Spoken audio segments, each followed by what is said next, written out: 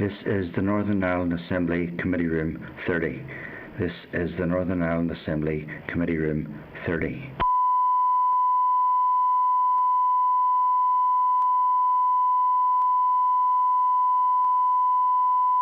This is the Northern Ireland Assembly Committee Room 30. This is the Northern Ireland Assembly Committee Room 30.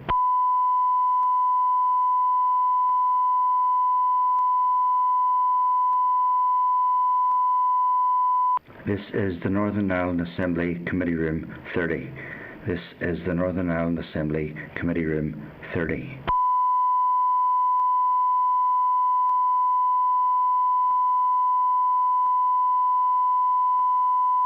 This is the Northern Ireland Assembly Committee Room 30.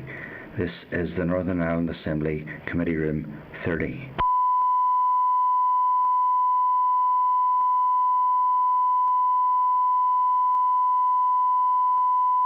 This is the Northern Ireland Assembly Committee Room 30. This is the Northern Ireland Assembly Committee Room 30.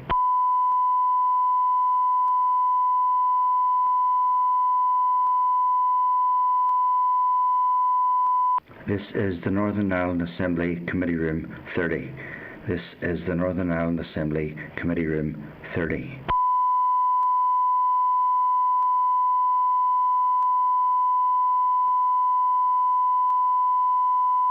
This is the Northern Ireland Assembly Committee Room 30. This is the Northern Ireland Assembly Committee Room 30.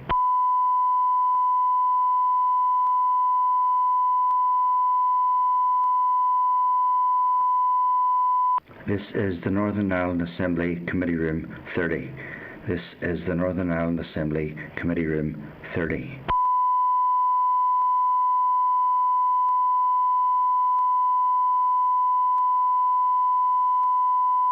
This is the Northern Ireland Assembly Committee Room 30. This is the Northern Ireland Assembly Committee Room 30.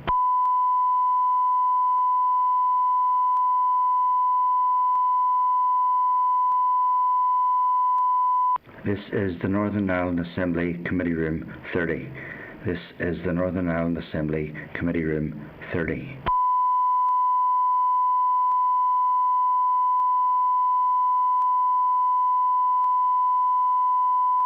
This is the Northern Ireland Assembly Committee Room 30.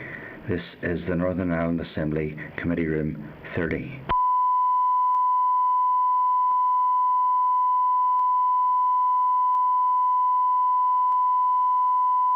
This is the Northern Ireland Assembly Committee Room 30.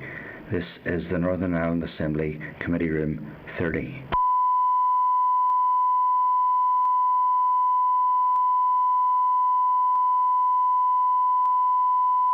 This is the Northern Ireland Assembly Committee Room 30. This is the Northern Ireland Assembly Committee Room 30.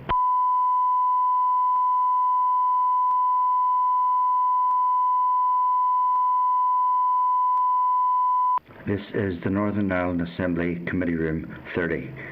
This is the Northern Ireland Assembly Committee Room 30.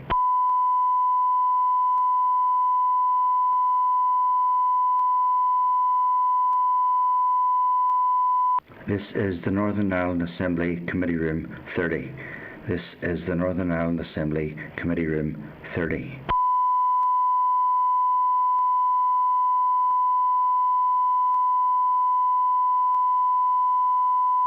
This is the Northern Ireland Assembly Committee Room 30. This is the Northern Ireland Assembly Committee Room 30.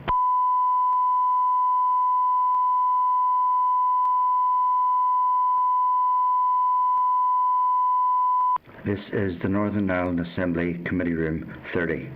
This is the Northern Ireland Assembly Committee Room 30.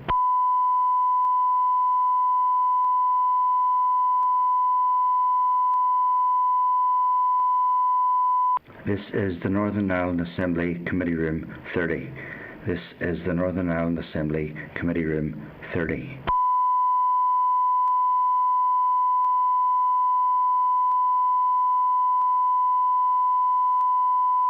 This is the Northern Ireland Assembly Committee Room 30. This is the Northern Ireland Assembly Committee Room 30.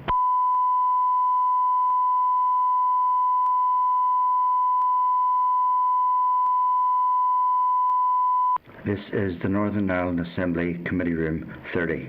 This is the Northern Ireland Assembly Committee Room 30.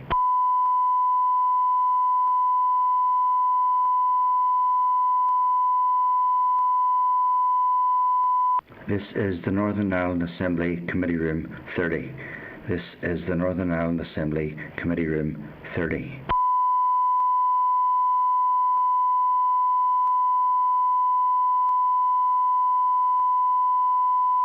This is the Northern Ireland Assembly Committee Room 30.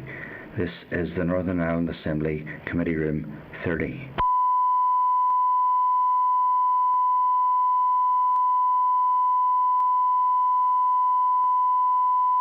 This is the Northern Ireland Assembly Committee Room 30. This is the Northern Ireland Assembly Committee Room 30.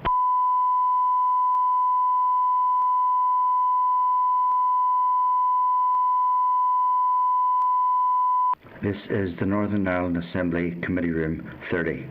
This is the Northern Ireland Assembly Committee Room 30.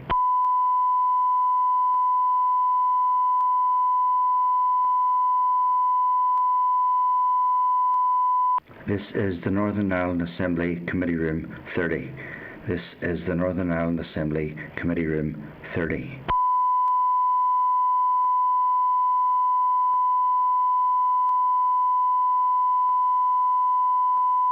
This is the Northern Ireland Assembly Committee Room 30. This is the Northern Ireland Assembly Committee Room 30.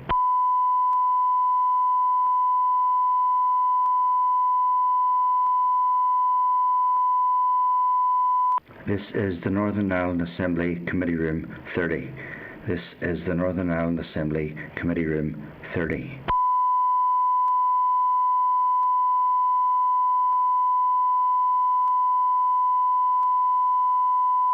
This is the Northern Ireland Assembly Committee Room 30.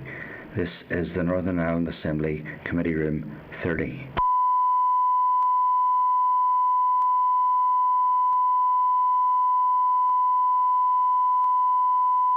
This is the Northern Ireland Assembly Committee Room 30. This is the Northern Ireland Assembly Committee Room 30.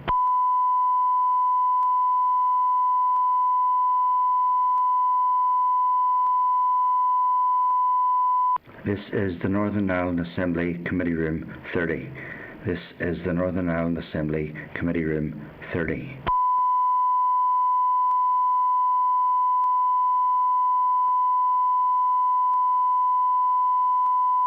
This is the Northern Ireland Assembly Committee Room 30.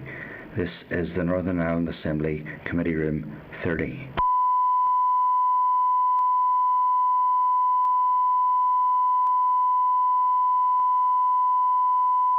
This is the Northern Ireland Assembly Committee Room 30. This is the Northern Ireland Assembly Committee Room 30.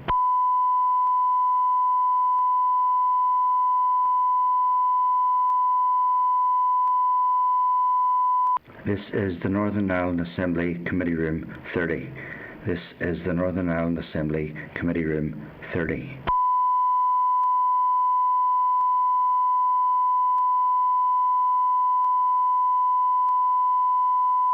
This is the Northern Ireland Assembly Committee Room 30.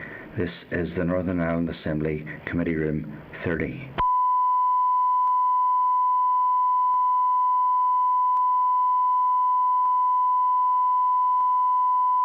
This is the Northern Ireland Assembly Committee Room 30. This is the Northern Ireland Assembly Committee Room 30.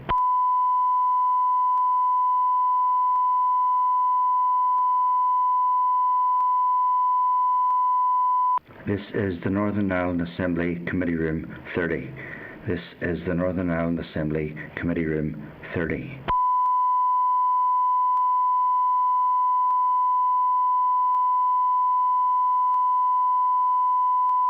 This is the Northern Ireland Assembly Committee Room 30. This is the Northern Ireland Assembly Committee Room 30.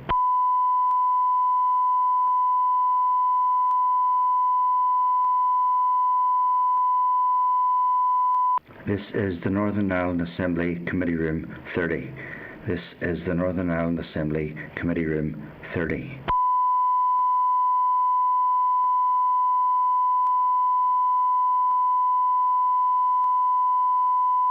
This is the Northern Ireland Assembly Committee Room 30. This is the Northern Ireland Assembly Committee Room 30.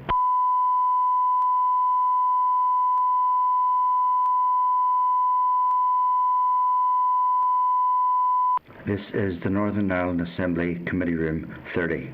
This is the Northern Ireland Assembly Committee Room 30.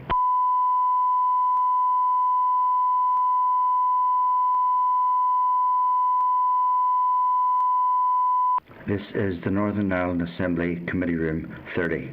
This is the Northern Ireland Assembly Committee Room 30.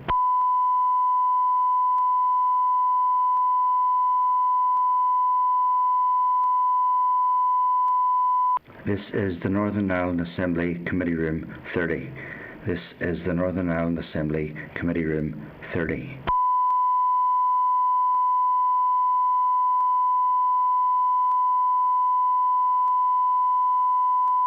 This is the Northern Ireland Assembly Committee Room 30. This is the Northern Ireland Assembly Committee Room 30.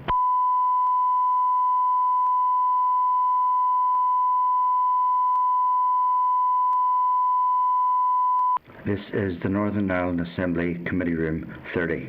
This is the Northern Ireland Assembly Committee Room 30.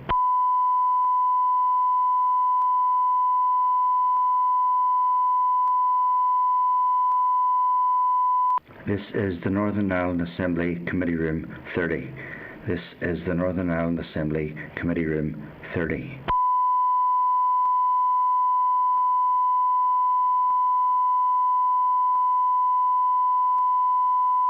This is the Northern Ireland Assembly Committee Room 30.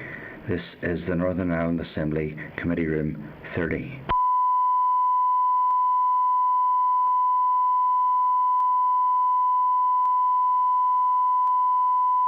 This is the Northern Ireland Assembly Committee Room 30.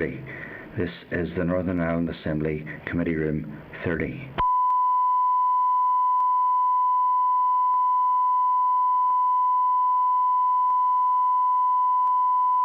This is the Northern Ireland Assembly Committee Room 30. This is the Northern Ireland Assembly Committee Room 30.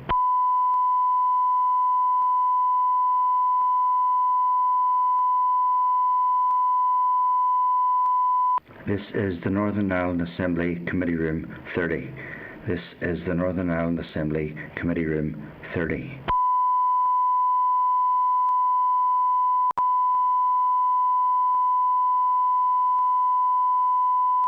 This is the Northern Ireland Assembly Committee Room 30. This is the Northern Ireland Assembly Committee Room 30.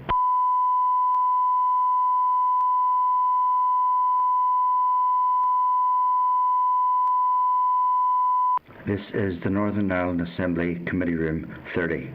This is the Northern Ireland Assembly Committee Room 30. Okay, thanks Stella for that pre-brief. We have quorum. The meeting will include a briefing from the NI Environment Link on Brexit preparedness, a briefing from the Department on EU exit legislation and common frameworks, a departmental briefing on the common frameworks for radioactive substances, consideration of SR 2020-94, and we will have a session at the end of the meeting, a closed session to discuss our committee planning. Morris, Claire and Patsy are joining us by Starleaf. You're very welcome. And we know the usual regulations that it'll be recorded and broadcast throughout Parliament buildings, and the usual guidelines around the use of mobile devices. You can use them provided they're in airplane mode. We don't have any apologies, so we don't. Okay, so the next item then, Chairperson's business. Members will recall at last week's meeting the NI Business Brexit Working Group raised the possibility of a plan for the agri-food industry to get through the EU exit. Can I get agreement with me to write to the Minister to request that DAERA takes the lead in developing that plan to assist the agri-food industry? Okay. Yes, sure. Okay. Okay, draft minutes then. It's on page 6 to 11 of your packs. Are you okay with the draft minutes? Okay, I'll just put my autograph on here.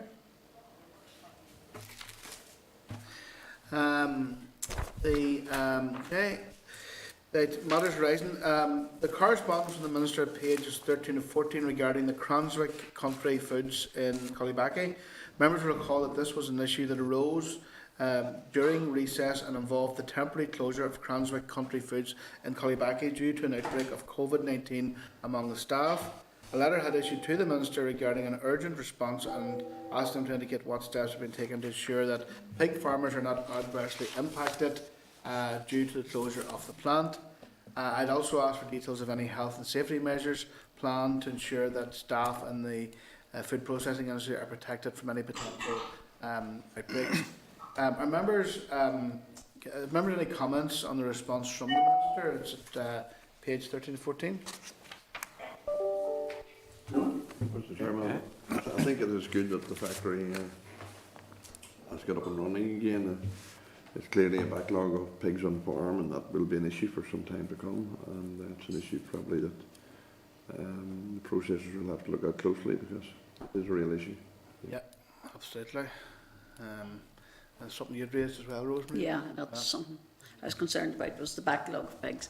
And also I think it's just at this moment in time I think we've got to recognise the problems Mr. Shield is having at the moment in relation to the fire. And I think everything possible to be done to help him should be done by the department at this moment in time. Yeah, I think the committee would be very much, and 2,000 pigs was a huge loss to that farm business in Kilkeel.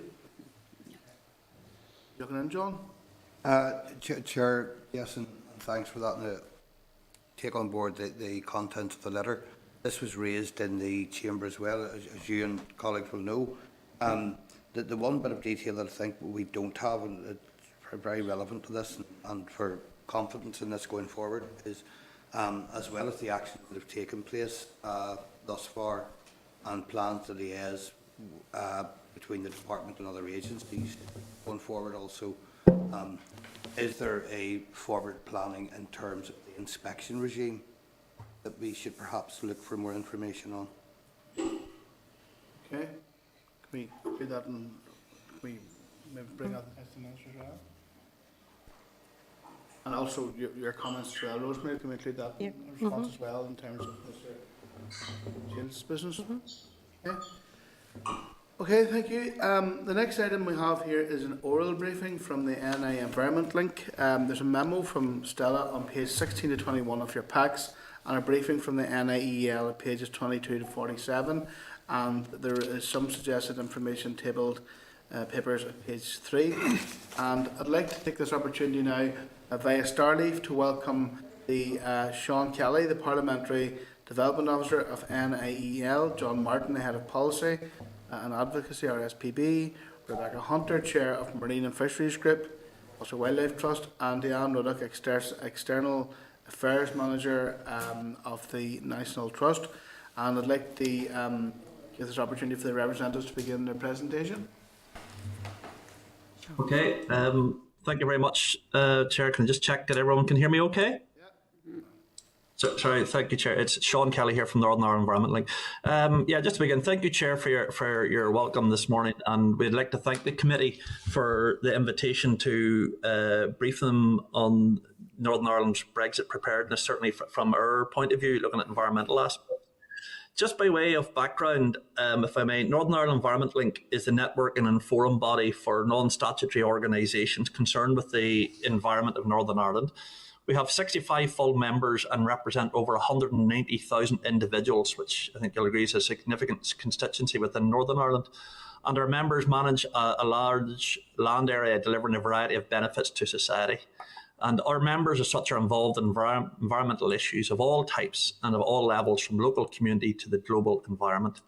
And Neil brings together a wide range of knowledge, experience and expertise that can be used to help develop policy, practice and implementation across a wide range of environmental fields. Moving on to Brexit itself, of course, following the outcome of the EU referendum, through our Nature Matters NI campaign, we have been advocating for an improved environmental protection to secure the best future for our environment post-Brexit, with a particular focus, we've particularly focused on areas such as agriculture, marine, environmental governance, and north-south, east-west issues. In relation to our views in Brexit preparedness, I understand, of course, you have received our briefing on this. We would like to make the following observations and summary points, if we may. As we rapidly approach the end of the transition period in December, we are still dealing with massive amounts of uncertainty, with negotiations still ongoing, as I'm sure you're very much aware. While the Department are grappling with operationalising the requirements of the Northern Ireland Protocol, members will be aware that this work may be impacted, of course, by the outworkings of the proposed UK Internal Market Bill as introduced yesterday, and we still have to go through the detail of that. Important UK legislation with implications for Northern Ireland, such as the Environment, Agriculture and Fisheries Bills, designed to replace EU legislation, has yet to complete their passage. And as the committee is all too aware, a substantial programme of secondary legislation and frameworks require implementation before the end of the year. So as timescales are extremely challenging, the Department have been prioritising having a viable policy, legislative framework and operational readiness and contingency measures in place for January 2021. And that of course, is not surprising. We would like to make the following comments specifically in relation to the environment.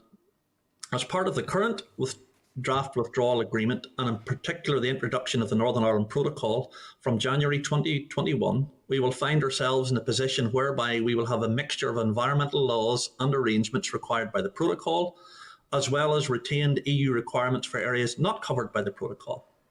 The complexity and extremely short time frame in which these requirements need to be put in place is a major concern for our sector. And these already tight timescales have been further complicated by the impact of the COVID-19 pandemic on the Department in the form of reduced operational capacity and increased workload in terms of COVID recovery. Once again, understandable. Chair, if I may, I would like to briefly comment on some of the specific issues we raised within our Brexit preparedness summary table, which we provided as part of our written submission.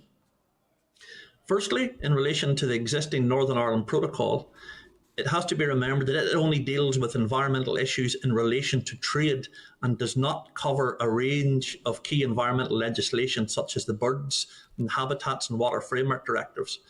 And currently, work on environmental issues beyond the Protocol is not seen as a priority. That's certainly our understanding within the Department.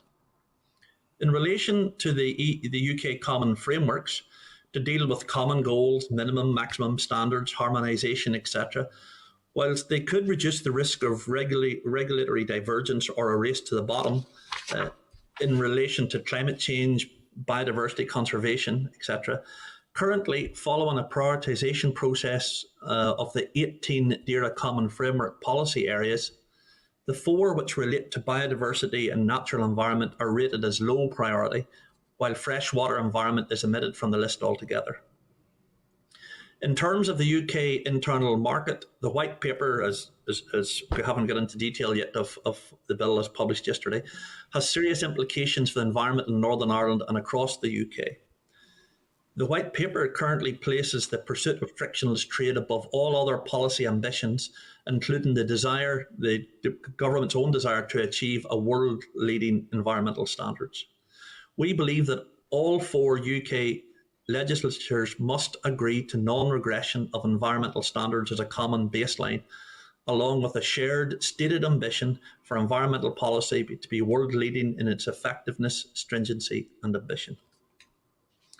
The UK Agriculture Bill, while providing certainty in the short term for Northern Ireland farmers, currently there's no long-term vision for how agriculture and the environment will be supported in the future. And the absence of a sunset clause within the bill means that there is no onus to progress a Northern Ireland Agriculture Bill in a time-bound manner. In terms of the Environment Bill, while supportive of the Northern Ireland provisions within, or the Northern Ireland provisions within the bill, we're not aware of any further action undertaken by DAERA in relation to these provisions.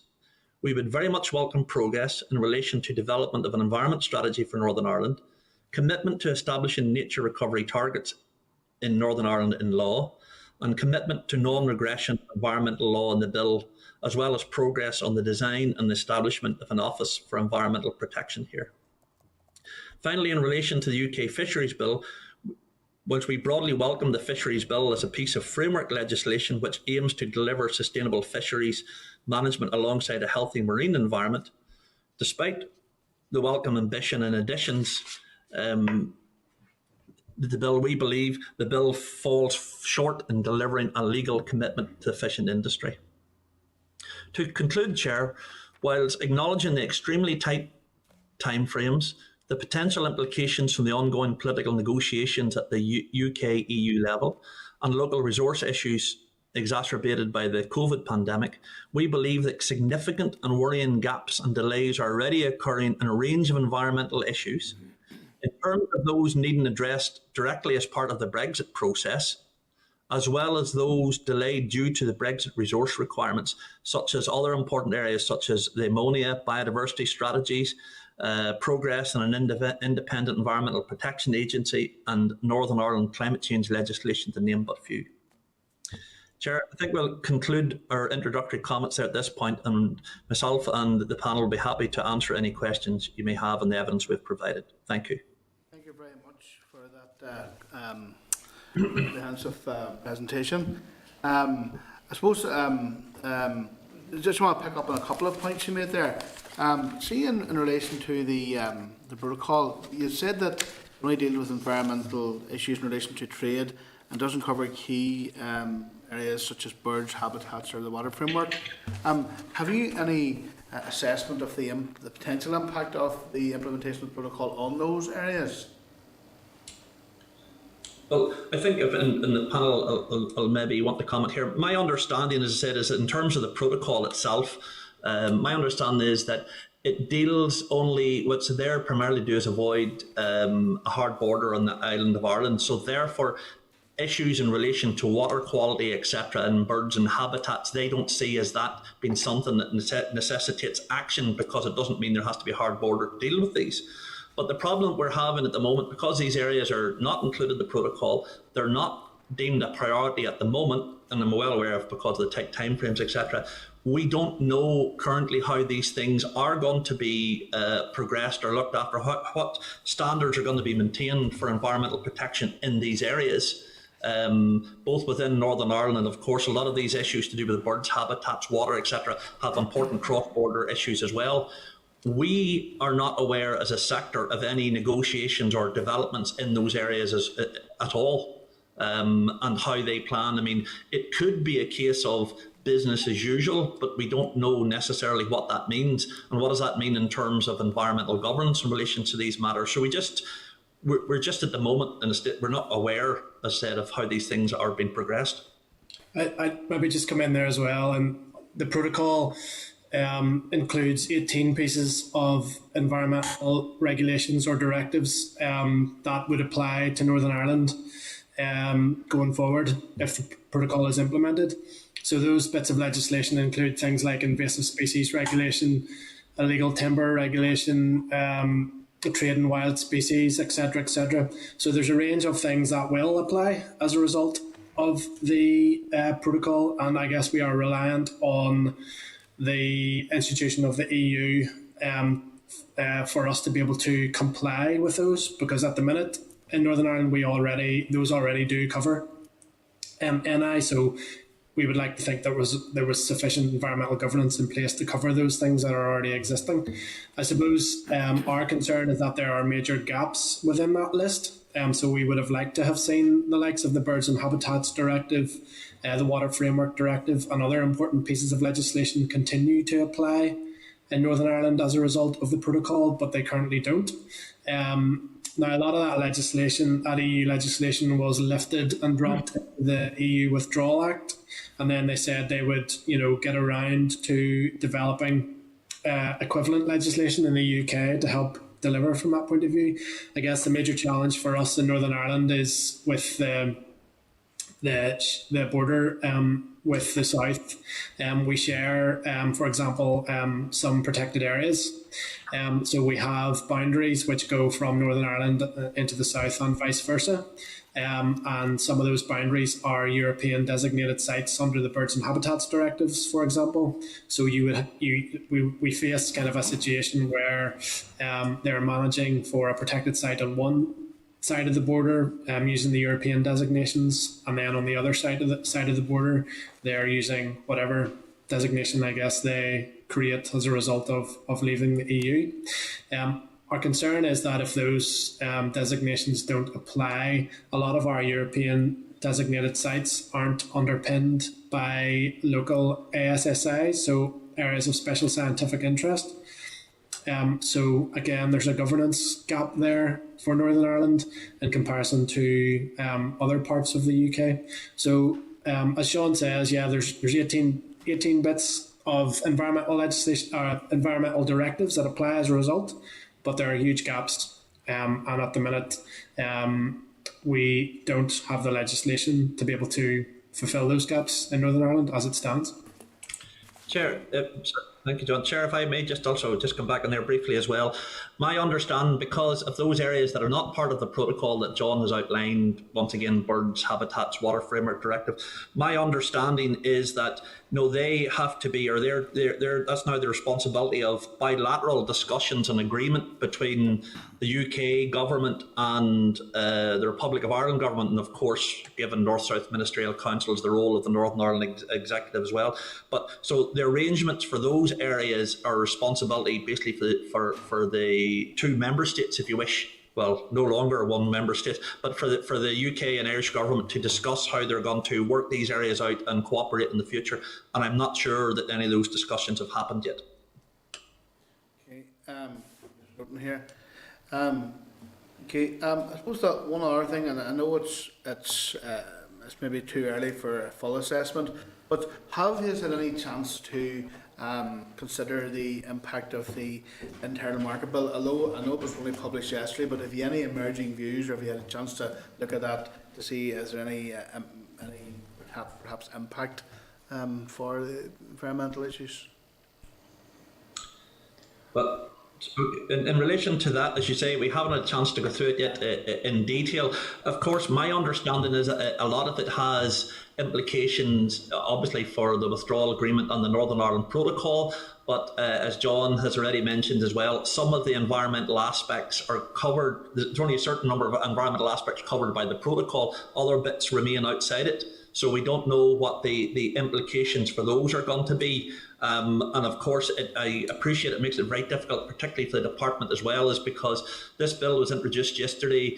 It may go through as is. It may be amended. It may be, it may be something that's open to, other jurisdictions, maybe delayed by courts, etc., etc. It just adds to the fact that the uncertainty around any of this area, it was uncertain to start with, in a rush time frame. Now with the bill yesterday, it may cause additional problems. But in terms of the particular outworkings, I think it's more to do, once again, with the protocol and the trade arrangements between GB and Northern Ireland.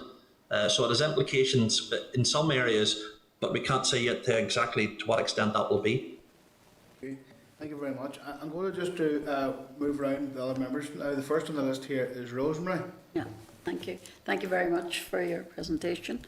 You spoke about the UK Agricultural Bill and sort of no long-term future. If we had the opportunity to devise our own Northern Ireland Agricultural Bill, what would you like to see contained within it? Thank you for your question. I think I'd be happy in this case to hand over to John, who heads up a lot of our agricultural work. John? Yeah, I think that is a really good question, and it's something that we would like to see coming forward ASAP. So at the minute, the Agriculture Bill in Westminster covers Northern Ireland, and it allows the status quo essentially to continue. Our concern is that bill, as it currently stands, allows the status quo to continue indefinitely. And there has been some movement in Northern Ireland when the Assembly was down to move, the debate along a bit.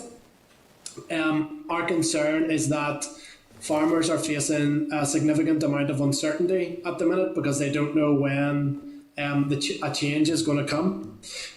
So the Agriculture Bill will allow us to continue to make payments to farmers for the future, but we need, primary legislation in Northern Ireland to deliver for the agriculture sector. And a recent survey showed that two-thirds of farmers were worried about uncertainty before, I guess, as an impact on them making changes to their farm business.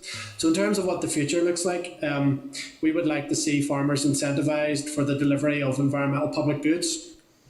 At present, we currently have an agri-environment scheme which delivers a contract between farmers and wider society, where farmers are paid for delivering measures for nature and wildlife. And those are things like helping us combat climate change, helping wildlife declines, helping improve water quality, etc., etc., etc.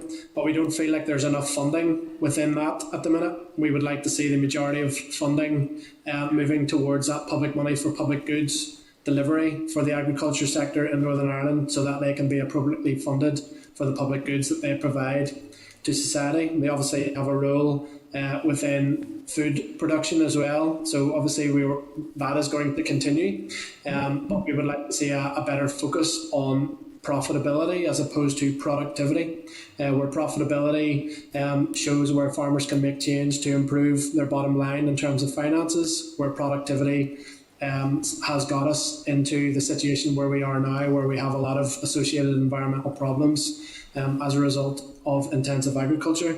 Now, there's a lot of kind of legislation in place at the minute to improve the sustainability of agriculture going forward, but it's taking a lot of time to bed in, and there is acknowledgement both globally, within Europe and within the UK and Ireland, that we need to do more to improve the sustainability of farming. And we think that a focus on delivering payments to farmers on the basis of public money for public goods would be a neat way of being able to do that going forward. So we are in the process of working up some research and examples for what that might look like. And we've got a costed approach that we've already sent to the Assembly last year in terms of how much that would cost the taxpayer going forward. I think we need to look at that funding, that big block of finance for the agriculture sector going forward, not just in isolation, but in how we deliver for a range of other priorities. So a lot of those priorities that would fund agriculture would deliver for sustainable land management across 75% of our landscape, because 75% of our landscape is farmed. So if you can incentivise agriculture to deliver in a way that's sustainable, then it delivers for a lot of other objectives such as water quality, health and well-being, species, etc. So it would be a good way of delivering cross-policy objectives through a sustainable fund to farmers. So you see the problem at the moment basically is productivity versus profitability.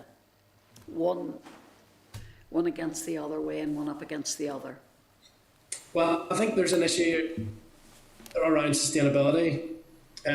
So yes, I think farmers are constantly challenged with more and complicated legislation, and some of that legislation and regulation is necessarily complicated because delivering some of the objectives within sustainability is difficult.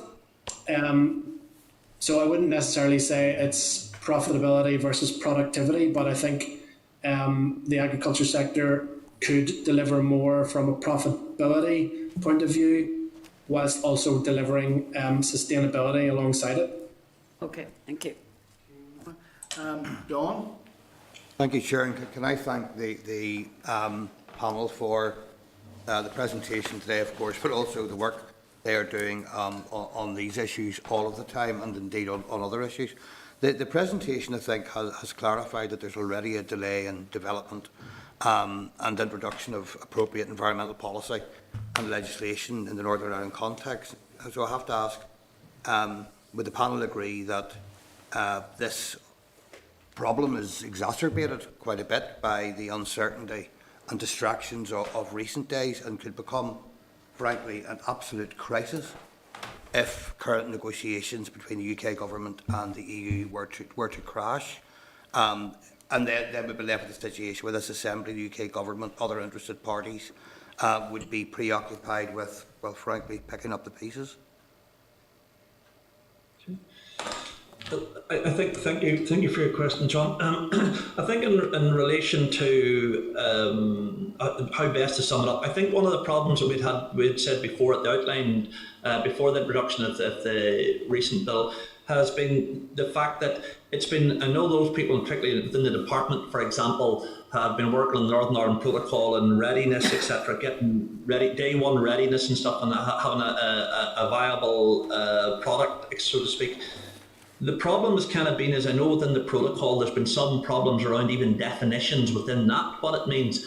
And certainly as regards anything that adds further on to the uncertainty, is something, whether you're in the environment sector and we were talking earlier about farmers, and John was as well, I think what people in business, etc., as well look for is certainty, is to know where they stand. And I don't know, it's just when the chair had asked the question what our reaction is to the bill, I don't know what the bill will do per se. I said there may be amendments to it. It may come in exactly as seen as, we don't know. But what I'm aware of, the fact is that if we're talking about day one readiness across a range of issues, we've only got a certain number of days left. And I think right across society, no matter what parts of Northern Ireland society, you would like to know, right, can we have some established things that we can build upon, react to, right across the range, and what this seems to do is, does this mean this, does that mean that? We really need to have clarity, both for the sake of Northern Ireland's environment and the wider society. I don't know the details enough of this bill. Things that raise questions at this point, further questions at this point, may not be helpful within the current time frame, but we are where we are with it. We're just going to have to try to work through it and try our best to deal with whatever the outcome is. Chair, I'm grateful for that, and I know that no one has a definite answer in these. I'm trying to glean a picture of what this could become in terms of crisis if that happened. On a separate and more specific issue, the matters around fishing waters and the threat, if agreement is not reached, that could pose to proper quotas and plans based on environmentally informed scientific advice. Can we be given any more information on the detail around the problems that might arise from lack of agreement there in terms of fishing stock and conservation? Yeah, I can take that one. So that is one of our big concerns, because we've seen many times in the past that when there is a lack of agreement around fisheries management and fisheries negotiations, that it can also often lead into disputes. So one of the best known examples is the mackerel wars in the sort of 2013-2014, and that resulted in mackerel being overfished 35% above the scientific recommended levels. So it's one of our great concerns about the fisheries bill as well at the minute, that there's actually no legally binding requirement for the Secretary of State to include sustainability in the negotiations. So that's something that we're really asking for. And on top of that, we're also looking at asking to introduce the remote electronic monitoring, which was added as an extra to the Lord's bill. So hopefully that will remain. And we just need to keep an eye on that one as well, because that will really increase our data gathering and our monitoring. Thank you. Thank you, John. Philip? Thanks. And just working backwards on that last point, the remote electronic monitoring and CCTV cameras, is that something that Fisher, the owners of the vessels, will have to fund, or is that something that you would suspect will be government funded? So currently some schemes have looked at using the European Maritime Fisheries Fund to sort of cover quite a large proportion of that, and then perhaps the remaining would be covered by government. Now the European Maritime Fisheries Fund ends at the end of this year for the UK, so while it's another really key thing we need to see in terms of our fisheries management is that there is financial support for these new technologies, which will massively support move towards very sustainable fishing, which is going to help the environment and the industry. So we are looking to see a new funding mechanism that would then be able to do that. Okay, and just more generally, just like everybody else, I want to thank you for your written presentation. It was very useful, and for the opportunity to speak to us today.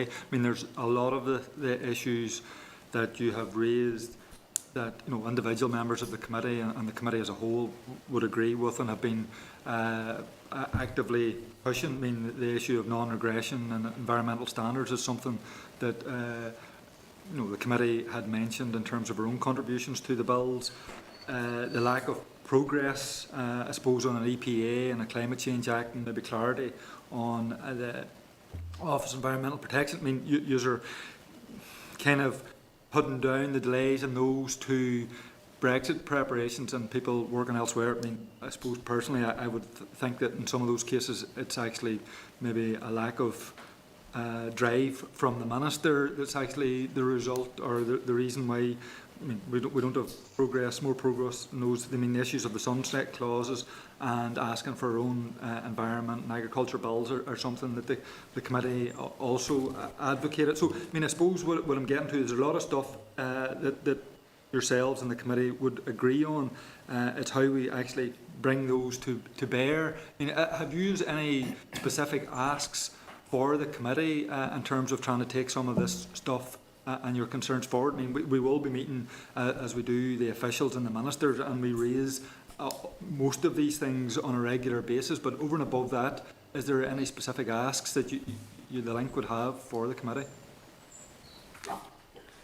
So it's from an agriculture point of view, I think, there is concern that the status quo will continue, and there is widespread acknowledgement that it can't. And the Internal Markets Bill kind of throws that into stark realisation in terms of there's going to be a key difference between how agriculture is operating in Northern Ireland and how it is operating in other parts of the UK. So within Wales and Scotland in particular, they have got commitments from their minister and government to change agriculture policy by at least 2024. So there's no commitment yet in NI to do that, and we know that departmental officials are working behind the scenes, working up policy regarding agriculture, marine environment, etc. But there's been no indication around timings of a lot of those things. We would like to see primary legislation on agriculture in Northern Ireland, on marine and fisheries in Northern Ireland, and on the environment in Northern Ireland. But we have had no assurances from the Minister or the Executive on when some of that will be. So if the committee could push the Department and the Minister on some assurances on how those things are going to be dealt with in the future, then that would be, I think that would be something to prioritise. I think if I might also come in there, I think John has covered really well, in particular agriculture. I think also in terms of environmental issues, you did mention in particular the OEP and the need for an independent Environmental Protection Agency, which is acknowledged in the New Deal New Approach agreement. I think that those are areas which the impending changes in Brexit again throw into much sharper focus, and those are areas which we'd encourage the committee to continue to prioritise and to urge in particular for timelines for the establishment of those. Because those governance arrangements are so important for the protection of the environment, and it's not just about protecting the environment; it's about what that means to society, and particularly in these times where there's challenges around recovering from COVID as well. They're bodies that will play their part in those challenges as well. And just if I can add, John mentioned before about the agriculture bill. So in terms of a fisheries bill for Northern Ireland, the UK fisheries bill is a framework bill, so it's very high level. And following the completion of the fisheries bill, all of the devolved administrations and the Secretary of State will need to create a joint fisheries statement which sets out how each of the administrations will meet the really high level objectives of this fisheries bill. So within that, in Northern Ireland, our current Fisheries Act, which is from 1963, I think it doesn't include the word sustainable. So we do have a bit of work to do here around so our local legislation to make sure that we can meet the objectives of the Fisheries Bill. Chair, if I might also just comment there as well.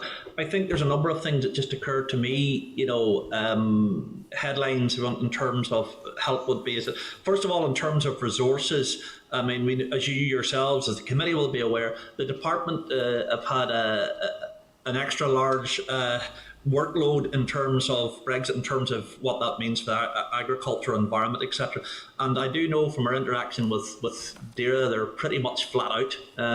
So I'm not suggesting anything otherwise. But in terms of resources to try to look at all these areas, staffing-wise, whatever, and as I said, it has been hit by the pandemic as well, which is only natural, but an impact upon the amount of things they've been able to achieve.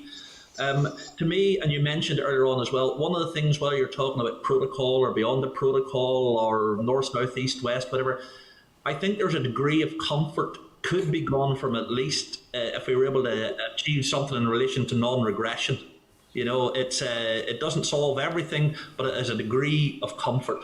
I think the sector, and we very much welcome any support in that. And that also is related to points that Diane has raised around governance arrangements as well. Like, I'm aware of the fact that people say, well, look, we're going to continue on outside the protocol with some of the key environmental areas. It'll be like business as usual. But if, for example, and I'm sure you're well versed in this, if we don't have access, for example, to the European Court of Justice in some areas, etc., well, so be it. But then there has to be the arrangements for for some alternative to that. So there, to me, are the ones I think that stand out in terms of resources, non-regression and governance arrangements. And I also previously had mentioned some sort of commencement, if they haven't already commenced, in terms of bilateral discussions between the UK, Irish Government, Northern Ireland Assembly, in terms of how environmental cooperation beyond the protocol. Okay. Thank you for that. All right, you're next on the list. Okay, thank you very much, Chair. Thank you, Sean and John. On the environment, and the birds and the habitats, etc. I suppose the understanding is we just keep doing things as we're doing at the minute. I mean, I know you're probably not even doing things as normal at the minute with COVID and that. Probably there's a lot of changes already, so nothing really is the same anyway. So, but basically, would want to just keep doing things as is, for the understand that we're doing that. Would that be right? Well, I suppose, no, I don't think that is right. So I think, I suppose the points around the legislation, like the Birds and Habitats Directive and others, those went through a huge big review within the past few years within the European Commission, and they were judged to be fit for purpose. So the European Commission has this process called refit, where they look at their directives every so often to make sure that they are actually fit for purpose. Those things were deemed as fit for purpose, and our view is that they act as a really good architecture for delivering protection for our most precious species and habitats. And the Water Framework Directive, for example, provides an excellent architecture for delivering for good water quality. The Marine Strategy Framework Directive, again, provides a great architecture for delivering good ecological status over marine protected areas. However, the delivery on the ground has not achieved what the goals of those things have been set out. So this really speaks to what Sean's point was there previously around resourcing the departments to actually do their statutory duty. So the resources from an environmental delivery point of view, have not been forthcoming for the department from that point of view. And the department is then forced to prioritise what it actually can do with the resources that it has, and it's not able to do enough. So, for example, the biodiversity strategy, which was from 2015 to 2020, is running out this year, and it's hard to see what it has actually achieved within that period. So we don't want to see the status quo continue. We want to see a step change in terms of resource delivery to allow the statutory departments to do what it is that they're set up to do. And what complications have COVID brought to what you're saying? I suppose I can speak from the RSPB's point of view, where we have an operational point of view, and I suppose that it speaks to how probably the department have been operating as well. So with a lot of people obviously working from home, a lot of what we would do on our sites in terms of management, some of that had to be paused. Some of it continued because people were able to work from a lone worker point of view without any risk. But a lot of the work where we were monitoring sites, for example, we had to shut down our entire fieldwork season where we were monitoring sites for our projects to assess habitat and species abundance and quality. We just weren't able to do this year. So we will have a gap in terms of our knowledge of what the impact of our previous work, 18, 19 up until this point, whether that work has achieved its objectives, because that monitoring allows us to see where we need to make changes. So that's just one example of how it's impacted us. You know, from a financial point of view, a lot of organisations and a lot of businesses, as we well know, have been impacted. Similar from ENGO point of view, where we haven't had people visiting our reserves in the same numbers that we would have previously had. For example, the Seabird Centre on Rathlin Island had to be shut for the summer period, which is a key time for people to visit that spectacle. So there's a impact from a revenue point of view for organisations as well as the on the ground operational delivery. Yep. Okay. Thank you. Thank you. Okay, Claire. Claire, can you hear us? Yep. Thanks very much. And thanks very much for being here. Guys, it's great to see you back again. And I think just even in relation to the Agri Bill and some of the issues that were being announced, I'm just actually reading the department here that the Minister has just announced he's removing the greening requirements from the Farmers Basic Payment Scheme post-December, saying that it hasn't delivered any ecological benefits, and he will be replacing it with a more focused, targeted payment, but yet we have no details on what that is. So I think that's probably a good example of the point that John was trying to make there as well in response to Rosemary, that this is not just about profitability over sustainability, that what we really need to be looking at is about how the department policy places economic value on our environment. And I think that we can all agree that our environmental track record in Northern Ireland is absolutely appalling. So we'll be keeping a wee eye on that. But I want to go back to, you have been raising a lot of concerns within the presentation around the lack of, say, an ammonia and a biodiversity strategy, and that it's not being addressed by the department, and that the EU withdrawal work is pushing this further down the agenda, and that raises alarm bells for me as well. But I want to ask you maybe specifically in relation to that. So if we have some protected sites that are cross-border, do we know how many of those sites there are currently? And do we know if those sites are currently breaching EU directive regulations that we need to be mindful of? So I don't have the figure to hand in terms of the amount of sites that there are, but that's something that the department would be able to provide, no problem. But we do know that, you know, from the environmental statistics report, that the thing that guides those protected areas in terms of their condition is favourable management, and favourable status of those sites. I think it's something like 0.18% of those sites are currently under favourable management. So there is a significant way to go in terms of improving the favourable conservation status of those sites. So at present, yes, we would say that those sites are currently failing their designation status to move from, you know, currently bad status to good status. So yeah, that, you know, that's something that needs addressed ASAP. And I suppose it's one of those things that, you know, you could pour resources into it, but it would take a long time for that. There'll be a long lead-in time for that to improve. And the way that reporting is done, if you have essentially a management plan in place that moves the status from unfavourable to favourable recovering, even if it's just a management plan and no work is taking place. So there are issues there in terms of what we describe as good management and not good management. But our view would be that the majority of those sites are on unfavourable condition, and from a community point of view and health and well-being point of view, as well as a legal point of view, we're not living up to the objectives of those sites at present. Have you any idea, so post-transition period, can we, as in the UK government, still be held accountable under the EU directives? And I'm thinking particularly Annex 6, specifically with ammonia. We know from the department's own figures that we are in breach of 98% of our areas of special conservation areas in relation to ammonia levels.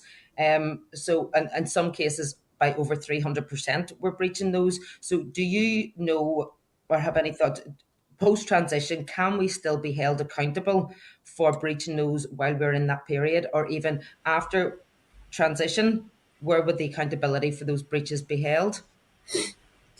I'm not 100% sure if we could still be held accountable, but there are cases where the EU has taken other countries to court outside of the EU where it has impacted on protected sites. So, for example, if protected sites in the south were impacted because of the mismanagement in the north, then there might be a case there to look for remediation from Northern Ireland, or the UK government. So there is, potentially. So if we're currently breaching any of those sites and that continues after transition, there could be a very strong case that we can still be held accountable for that by the EU. Potentially, yeah. But if I may come in here as well, Chair, potentially I would have thought yes. This is also one of the key issues, Claire, in relation to this north-south bilateral discussions type thing and shared sites, etc. as well, because I know of the fact that yes, there is the border is there, and therefore the argument can be made that some of the ammonia deposition that occurs comes from farms on the southern side, depending on the way the wind blow, and landing in the northern part, and vice versa. So it seemed to me, I understand what you're saying in terms of how we could sort of address this issue in the further and where action can be taken. But I also would have thought it would be in the interests of both Northern Ireland government, so to speak, and the Republic of Ireland government to try to sort the issue out as well, because if we're in breach, it's affecting them, and if they're in breach, it's affecting us. So it's a cross-border issue as well. Well, that all sounds like common sense to me as well, but we already know that, we're not going to have a birds or habitats or water framework directives there. We know that they're pushed down the department's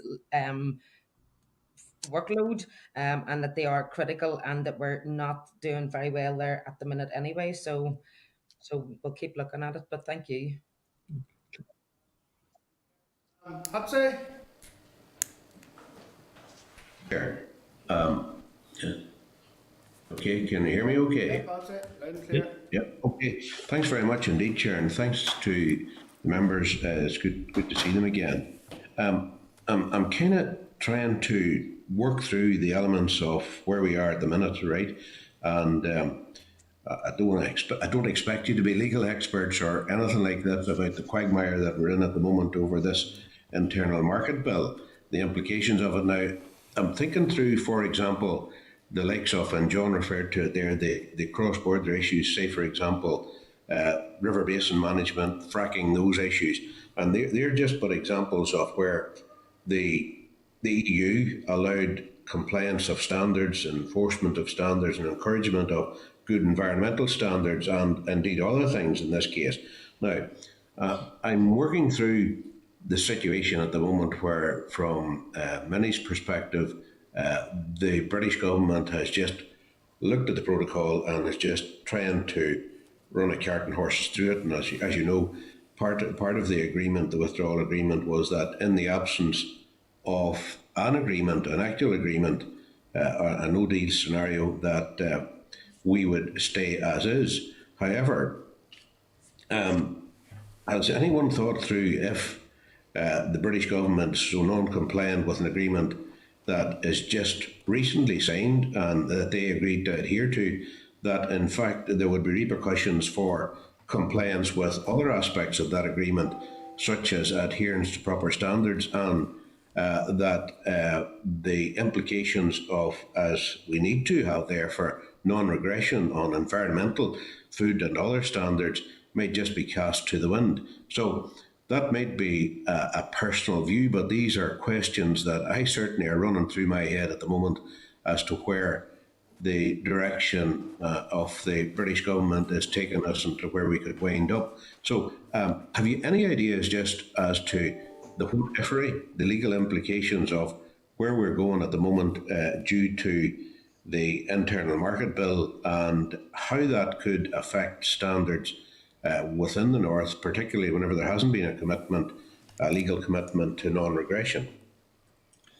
I think maybe if I started, I think those are all very, very good questions. But to be honest, with a bill that was just published yesterday, it is really too early for us to have had an opportunity and to take advice on sort of what all the legal implications might be around those questions, and they're questions that we and many other organisations will have. So that might be one to keep a watching brief on. Okay. RSPB and Environment Link did provide a response to the internal market white paper. So maybe if we provided those to the committee, that would give an idea of where we were flagging some of the potential risks of the white paper, and the bill then in terms of its difference, but only in a limited and very specific way. We can provide some comment on what that looks like once we've had a chance, as Diane said, to fully consider it. No, I didn't. Sorry about that. I didn't mean to spring it on you, because it appears that the Attorney General can't respond to that at the moment either from media inquiry. So thanks very much for that bit. Now, if we like, we'll maybe reverse back to, say, a month or two ago, and I could maybe ask the same question, only in a different way, irrespective of the internal market bill. And that is, what course of action do you see between the jurisdictions whereby we could ensure adherence to proper standards, back to those issues, river basin management, fracking, that have all-island cross-border implications, and to ensure proper standards? There could be other issues that come into this as well, around wildlife, etc. So that's clearly a body of work for the North-South Ministerial Council. How would you see them taking that forward? One of the things that we said about in a lot of our communications regarding Brexit going forward, and within our response in the internal market white paper, was the importance of common frameworks. So the way that we worked within the EU, so to take the Common Agriculture Policy or the Birds and Habitats Directive as examples, those were directives that were and legislation and policy that were common across all of the EU. So everybody knew where they stood in terms of their delivery. Going forward, there's been a bit of a resistance within the UK to devise common frameworks for certain things. So, for example, say we had a common framework on how we managed our protected sites. Mm-hmm. We would be able to manage those with the same potential outcomes and outputs as other parts of the UK. So from a North-South Ministerial Council point of view, it would be prudent, I guess, to discuss the potential of common frameworks where we did share protected sites, so that we were managing them in a way that was similar, instead of there being two potential outcomes north and south of the border. So common frameworks, I think, is something that we would push for a range of those issues. And again, we could provide some comment to the committee on where we see the need for common frameworks going forward. Well, thanks very much for that, John. And Chair, I think that'd be very helpful to us if that could be done. Okay, thank you. That's me confused. I'm going to call in Morris here on the Starleaf as well. Thanks, Patsy. Morris. Yep, thanks, Steve. Thanks, Chair. Some of the stuff that I have here has already been covered, but I'd like to thank everybody for their presentation, their answers so far. I find it very, very interesting. But thinking along the lines of Northern Ireland's own Environmental Protection Bill, which would have recognised the need to protect natural habitats, wildlife, birds, freshwater, etc., etc. If we had such a piece of legislation, what weight would it have carried when rolling out the Ireland Protocol? And as has been mentioned already, possible discrepancies between two jurisdictions, the UK and the EU. And I think, like everybody else in the committee, that it's vitally important that we fight as a committee to have no regression whatsoever on the standard that we already have. What's the panel's opinion on that? I'll start off. I suppose others can come in. So I suppose as legislators, you create legislation which ensures that people comply by the law for certain outcomes. I guess a good example of that is the UK Climate Change Act, which was enacted in 2008, where it put in a legal duty for the UK government to reduce emissions by a certain date. And by hook or by crook, we are starting to move towards lowering carbon emissions to help abate some of the devastating impact of climate change, both here in the UK and other parts of the world. So looking forward, if we were to have an environment bill, which, for example, had a legal duty to and targets in law to help reduce biodiversity decline or reduce nature, government would then be bound to that target and would have to direct resources towards helping to meet that target. So your question is a bit of an existential one in a way, because we don't have that legislation, and if we did, what would the outcome be? We're not sure, but we think that if we had a legal duty and targets in law to help restore nature, then there would be a difference in terms of the delivery and the resources that would be directed towards the department in a way that would help them meet their statutory duty. Because in a way, at the minute, we don't necessarily feel that they are in that place.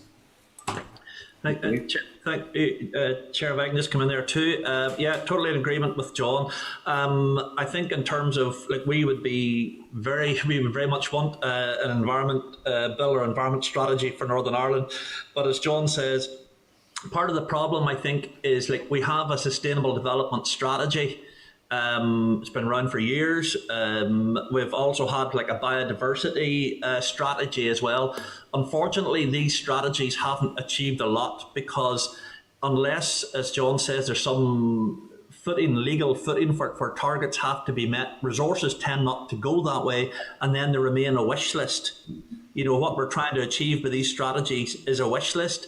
John mentioned biodiversity targets earlier on. I think they were by 2010, and then by 2015 we were to do something. 2020 we were to have halted biodiversity loss. There has been little or no progress made in that. So all you do with that strategy is you just bump it down the road. Let's add in another 5 years and see we do something. So there isn't actually the legal footing or a drive to say, no, you have to do it. You have to make these things happen. So I think if we had an environment strategy, it's going to have its own environment bill as well. And then I think it'll be a question of the resources, and obviously a strategy and a bill that is designed to help Northern Ireland. It's a bespoke one for us and for what we need given our unique circumstances. That's great. Yep, Chair, there's no sense having a guard dog and the guard dog with no teeth.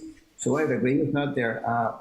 But considering 75% of Northern Ireland, as has already been alluded to, is farmed one way or another, what impact has the current pandemic restrictions had on the implementation of environmental protection across Northern Ireland?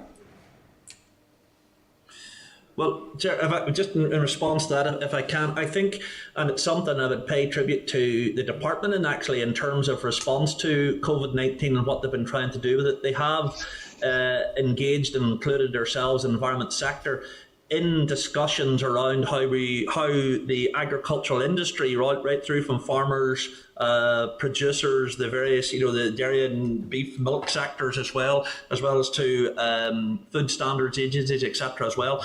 They have tried to pull that. They've done a good job in pulling those meetings together and looking at, and that's where a lot of the resources have gone to, is like, farmers are producing animals. Those animals have to continue to be in the same high standard, but also how we manage to get them off the farm given the COVID. And as I'm sure you're aware, the markets were closed down for a while as well. Keeping the processors operational as well, and all the implications it means in terms of personal protection equipment, etc. there as well, and keeping food on shelves. So in terms of COVID, it has taken an awful lot of resources. The department's had to put an awful lot of staff into it, and they have engaged pretty well with the sector, and including the environment sector as well, so to give them credit for that. But because of all of that work, Maurice, it means that, well, this is my opinion, it means because of that, it's been very difficult at a time of severe crisis in Northern Ireland to say, how are we getting on with the environment strategy? How are we getting on with this? They are important issues, but people in many cases are, not surprisingly, look at what they see as life and death issues first. And we can't argue against that. It's just the fact that that's where all the resources have had to go. Thanks very much for that, Sean. That's me, Chair. Thank you. Thank you, Maurice. All the best. William? Thank you, Mr. Chairman, and can I thank you for your presentation. And can I say, as a farmer myself all my life, I think farmers sometimes wrongly be painted in a bad light in relation to the environment. I mean, many farmers, the vast majority of farmers work for the better good in relation to the environment, and indeed in relation to wildlife. Many farmers have been involved in schemes to increase board cover and all the rest. I think in relation, and I'm sure you agree, to an agricultural bill, I think it's important that that is got right and not rushed into. I think you're setting the stage for the next 20 to 30 years. Would you accept that, there's many of these farms where there was grant aid in the 70s for new silos and buildings. Those are the end of their shelf. Those are the end of their life, those buildings. Without aid and support to those farmers to move forward and to help water quality and all, I mean, there are major issues and major support that is needed for farmers in the future to help them deliver on the environment. Would you accept that? Yes, absolutely, and don't take our views as a criticism of farmers per se, but a criticism of the policy in the way that it's driven a certain direction. We work with 400 or 500 farmers across Northern Ireland that are doing fantastic things for wildlife, and without them, species will be going extinct. It's as simple as that. And we need them to continue that good work on the ground to ensure that they will continue to deliver for species and wildlife across Northern Ireland. And we want to see them rewarded in a way that reflects the work that they're doing and the care that they have for their land. Big issue, I suppose, in Northern Ireland is that the synergy between policies as they're developed isn't good. So Sean had mentioned the biodiversity strategy, which came into play in 2015 and finishes this year. At the same time, we had an agri-food strategy, which was pushing the industry in a certain direction. And both of those policies and strategies came into direct conflict. So one was causing a problem in terms of pollution because of the drive in intensification. And the other one was set up then to support and to challenge and to remediate some of the problems that the other one was causing. And they weren't really talking to each other in terms of two policies that were both from government and the same department, but counterintuitive to each other. So we need to kind of move forward in a way that produces policy which, with one policy area supporting the other and vice versa, because there's no point in having two policy areas or strategies with one that drives intensification and the other that's set up to try and clean up some of the problems that another one is causing.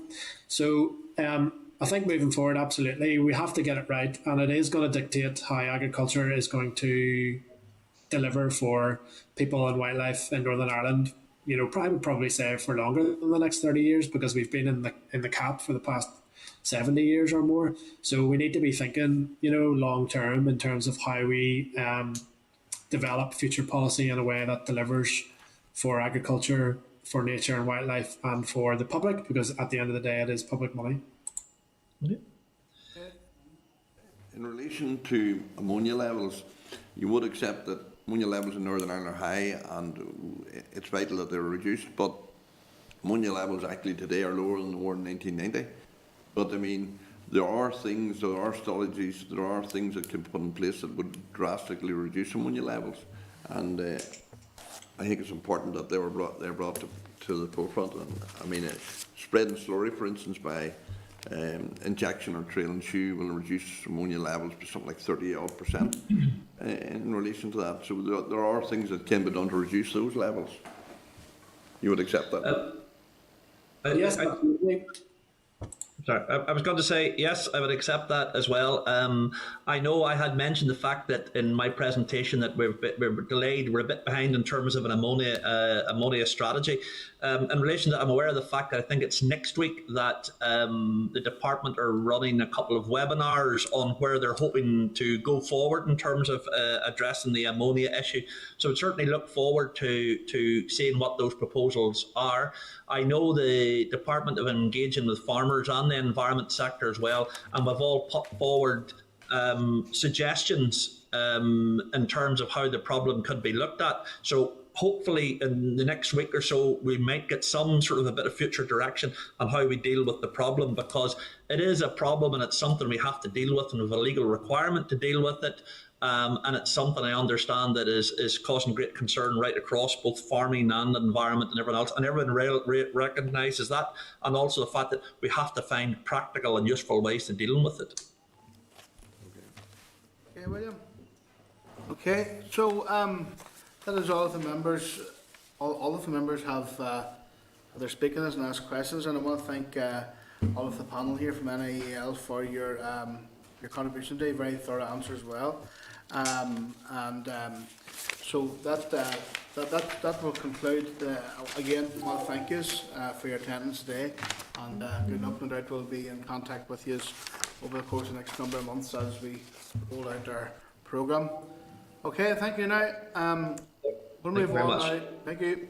We'll move on now to item 6, which is the oral briefing from DAERA on EU exit legislation and common frameworks. Members can refer to their packs starting at page 49. There's also table papers for Stella provided a brief, and the first of the weekly updates on the EU exit preparedness and delivery. I want to take this opportunity at this. We're having some problems getting some of the witnesses. I think we had 2, but one's maybe dialing in, so I'm not quite sure who's there. Can we bring them in? Yeah, bring them in, and see. Okay, so I'd like to take this opportunity now to welcome the witnesses. We have Rosemary Agnew, Grade 5 Director Brexit, Kevin Murphy and Julie Ann Muirhead. Now, we may only have 2 witnesses at the moment, but we'll invite you in and we'll await the third witness.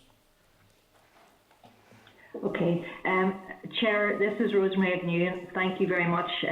We've all had great difficulty this morning in accessing your system, and I think we'll have to take that offline and look at it. So I'm currently in on the telephone. My understanding is that Kevin Murphy from my Brexit secondary legislation team is also on a call. Kevin, can you just confirm that you're there? I can confirm I'm here. And I think Julianne Muirhead may just be joining. Julianne from my Common Frameworks team, are you on the line yet? Yes, Rosemary, I'm here. Okay. So, Chair, we're all on the phone, so apologies that you can't actually see us, but we'll try and take you through with your forbearance. Obviously, we can't see each other, but we'll try and take you through a number of issues this morning.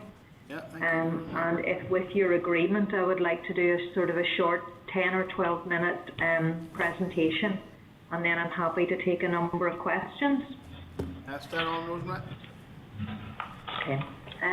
So very much thank you for the opportunity to meet or to discuss with the committee this morning the plan for very important issues in the Department and the Assembly and indeed Northern Ireland's EU exit programme.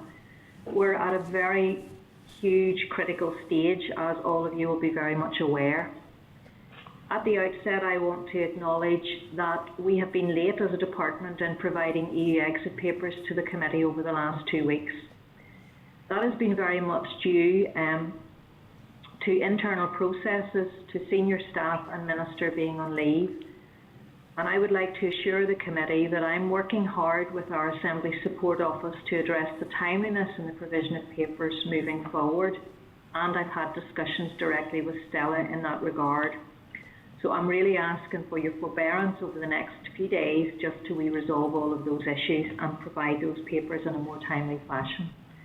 I want to assure the committee that I will do all in my power to get the information to the committee in the appropriate timescales, but just acknowledging that, as everything with EU exit, I don't have control over all the issues, and like all NICS departments, DERA is very much dependent on decisions that are being taken in Whitehall, and that influences the timeliness we need to work to. In terms of future engagement, Chair, with the committee on EU exit, I'm proposing that we would make some adjustments to the programme after the meeting of the 24th of September, really to address the need to focus on the legislative programme.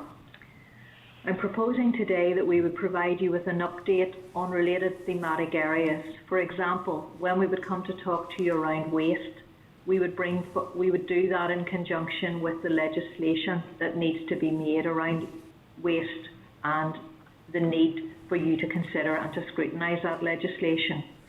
I've alerted Stella to this, and we will be writing to you formally to seek those changes. The objective is to provide a more cohesive and understandable way for us all to understand the issues as EU exit progresses, because the issues don't sit neatly in the department's current group structure. So we were looking to bring those forward, or will be asking and seeking your agreement to bring those forward in a more cohesive way. We'll discuss that at the end of the meeting. It will also allow the committee to receive an update at each of its meetings, and I and other members of the senior team are available at any stage to brief the committee as it so wishes. I'm also proposing to you verbally today that, at least for the next short period, perhaps until the end of October, but we will need to keep it under continual review, that we would provide a fortnightly written update. Just at the minute, EU exit is ever changing. There are so many unknowns, it's very difficult to provide a written update that is current. This proposal does not affect any issues that will need to be brought to the committee for urgent attention, or indeed any issues which the committee would specifically request information on. And again, we will write to you formally requesting this change. So with that set out as a bit of a context and introduction, I would like to say a few words about our secondary legislation programme and a little bit about our Common Frameworks programme. So we had a very positive, constructive discussion with the committee clerk, Stella and Barbara, last week, and we've issued you in your papers a set of slides really that I would like to talk through quickly to try to ensure that the committee fully understands the legislation that we're bringing forward and the processes that might be involved. And I know you'll wish to consider this, so I would just hopefully, if you could bear with me, Chair and members, I would like to run quickly through that presentation. So looking at sort of the second slide, the aim of it is to really work through the slides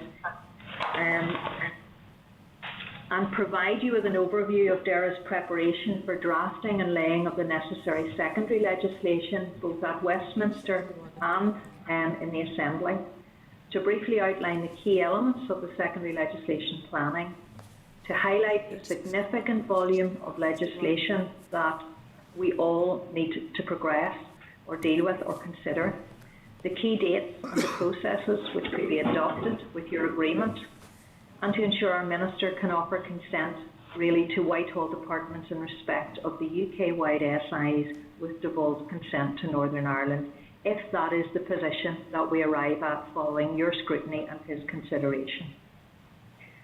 I would advise that my team are involved in the coordination, reporting and monitoring of all of the legislation planning, and in due course the committee will interact with the various policy teams and business areas on the detail of each of the respective pieces of secondary legislation. It's also important today to flag to you, Chair, and to all members that any figures that we quote and the figures in the tables, whilst those are correct today in relation to the secondary legislation programme, everything remains very fluid, as does everything EU exit or Brexit.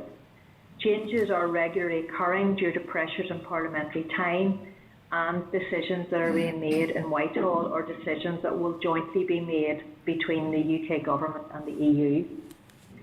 There's also a need to try to minimise the number of pieces of legislation and maximise the legislative changes, because it's a huge task. So just quickly then to run you through the slides. The aim of our secondary legislation programme is to ensure DAERA has a fully functioning rulebook with some degree of risk, with clear oversight of all necessary secondary legislation that is required to address operability issues and deficiencies as a consequence of the UK's exit from the EU. We're all aware deadline is at the end of the transition period is 31st of December in order to achieve a fully functioning rulebook, and there are a huge number of identified risks: the volume of legislation required, the pressures on parliamentary time, need for Westminster departments to draft and share final copies of planned SIs with the devolved administrations in a timely way. And we're trying to manage such risks through constant engagement with both Whitehall officials and yourselves, and it includes our Minister and other DA Ministers' consideration at their interministerial group, the next meeting of which is this coming Monday. So looking through the overall secondary legislation context as I move on, the legislation required encompasses categories which are inoperability fixes to legislation made previously for a no-deal scenario, legislation which is required to maintain pace with the EU during the transition period, legislation on the implementation of the withdrawal agreement, including aspects of the Northern Ireland Protocol, and legislation required as a consequence of the UK-EU negotiations. Within my team, there are two secondary legislative work streams aimed at addressing these overall categories or overall context. One relates to UK-wide statutory instruments, or SIs, with devolved content, and the second relating to the Executive's own legislative programme, the statutory rules that need to be brought forward. And each of those, the committee will have a very important and critical role. What I would like to do, Chair, with your forbearance, is just to say a little bit around the SI programme briefly, and then a little bit around the SR programme. I've given you a slide sort of with timelines on it for the DEFRA SI plan. It isn't my intention to go through that slide in any detail, really just to say that to ensure completion of that SI programme, DEFRA has recently appointed Minister Prentice as its SI Minister, and that Minister holds collective and bilateral meetings with all of the DA Ministers to monitor the progress of the SI programme and to take corrective actions where necessary. Moving on to a particular area where I think it's important really just to spend a little bit of time, and I'm sure the committee will have questions on this. In respect of all of the UK SIs with devolved content, it's critically important to ensure that all respective DA Ministers can offer consent or agreement in advance of the laying of those SIs in Westminster.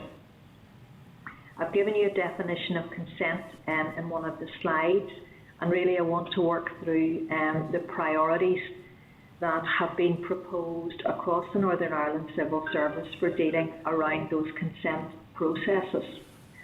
So as per the correspondence from our Minister to yourself, Chair, earlier in the summer, we need to engage very constructively to agree an overall approach to the scrutiny role which the committee might wish to undertake under each SI.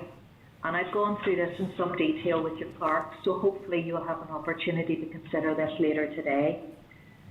We recognise that effective scrutiny of SIs is essential, give local democratic accountability, but this is set against a very limited period in which we can bring forward legislation. So Northern Ireland civil service departments are trying to ensure, subject to the committee's agreement, varying levels of engagement depending on the content of the proposed SI. So there are 3 categories of SIs at this stage that would be brought forward: Category 1, Category 2 and Category 3. Category 1 SIs are SIs that will make non-controversial technical amendments only and not policy changes. These are likely to be the classic negative procedure EU exit SIs made under Section 8 of the Withdrawal Act. For these SIs, the DERA Minister is proposing that we would give consent directly and then notify the Assembly Committee yourselves that we've done so. Category 2 SIs are SIs that make policy changes, but these are not of themselves likely to be controversial. Now, obviously this is a little bit of a grey area, and whilst we're working to identify which SIs would fall into that Category 2 area, we will obviously be guided by the committee's views as well. Moving on to Category 3, these are SIs that are deemed controversial. And the most obvious one that I can select there as an example of a controversial SI are Northern Ireland Protocol affirmative SIs that will be brought forward in Whitehall, where the committee will very much seek to have a scrutiny role.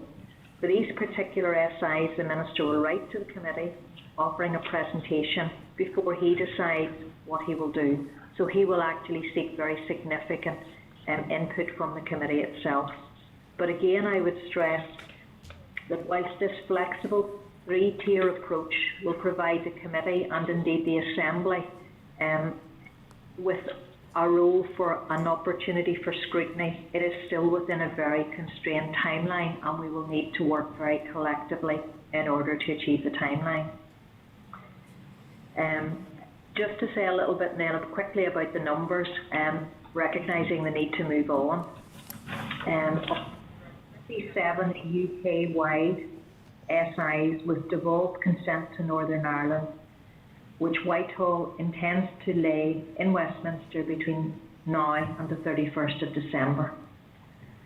Provisional 27 consent, 1 requirement, and we're still waiting confirmation around an additional 1, giving you the total of 27. In terms of the split between negative and affirmative, 19 of those are draft affirmative SIs, 7 are negative, and 1 is an order in council. So at an initial consideration, where we sit today, we believe 8 of those require Category 3 consent, 4 Category 2 consent, and 8 Category 1 consent. Again, we will work through all of those, and we are providing detailed information to your office, or to the office of the committee, on those for the committee to consider. I won't go through a slide where I've given you the list of the 8 Category 3, but we can perhaps pick that up on questions. Looking at, we also have 13 reserved SIs for laying between September to December, which Northern Ireland may have an interest in, but where DA ministers are not required to offer consent. But DERA might have an interest in those that impact on Northern Ireland, and those reserved SIs will also be shared with the committee, and the committee then will be provided with an opportunity to consider and to brief if so required. Moving on to say something about the SRs that will be brought forward between September and December. At the minute, recognising the fluidity of the situation, there are 26 Northern Ireland SRs which will be brought forward for the committee's scrutiny, and that's on top of the SIs. Those are split into 22 negative SRs and 4 affirmative SRs. So I think, Chair, as you can see, and committee members, a huge legislative programme. We need to work collectively together to try to achieve that. I'm not sure, Chair, do you want me to stop at legislation and then go on to frameworks, or do you want me just to say a little bit quickly around frameworks and then finish?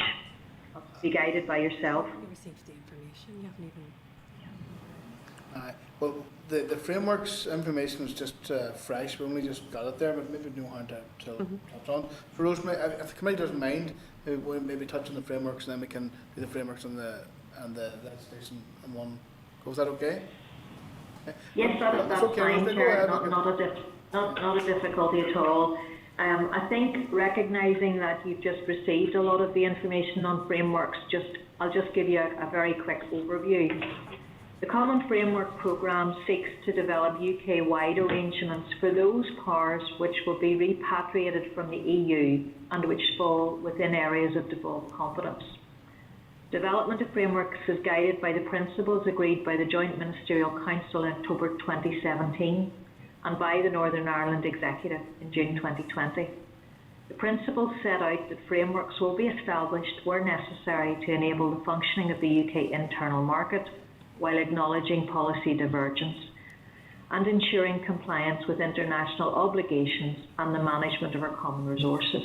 Frameworks will also respect the differing devolution settlements that exist across the regions of the United Kingdom.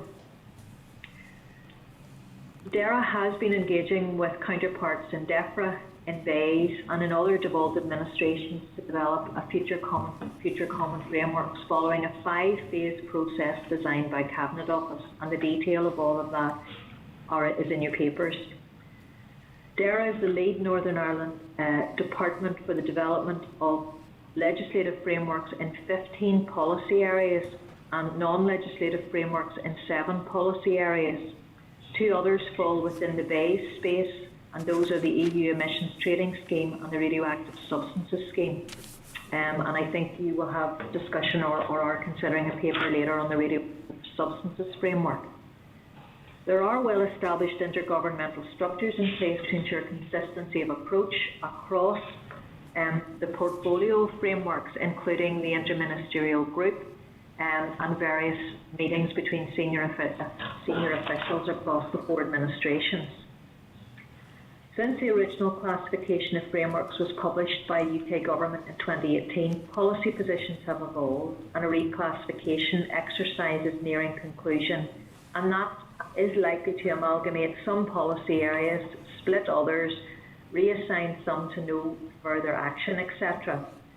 And the expected result will be, and this I think is positive looking forward to the programme of work facing us, will be to reduce the number of DERA-led frameworks.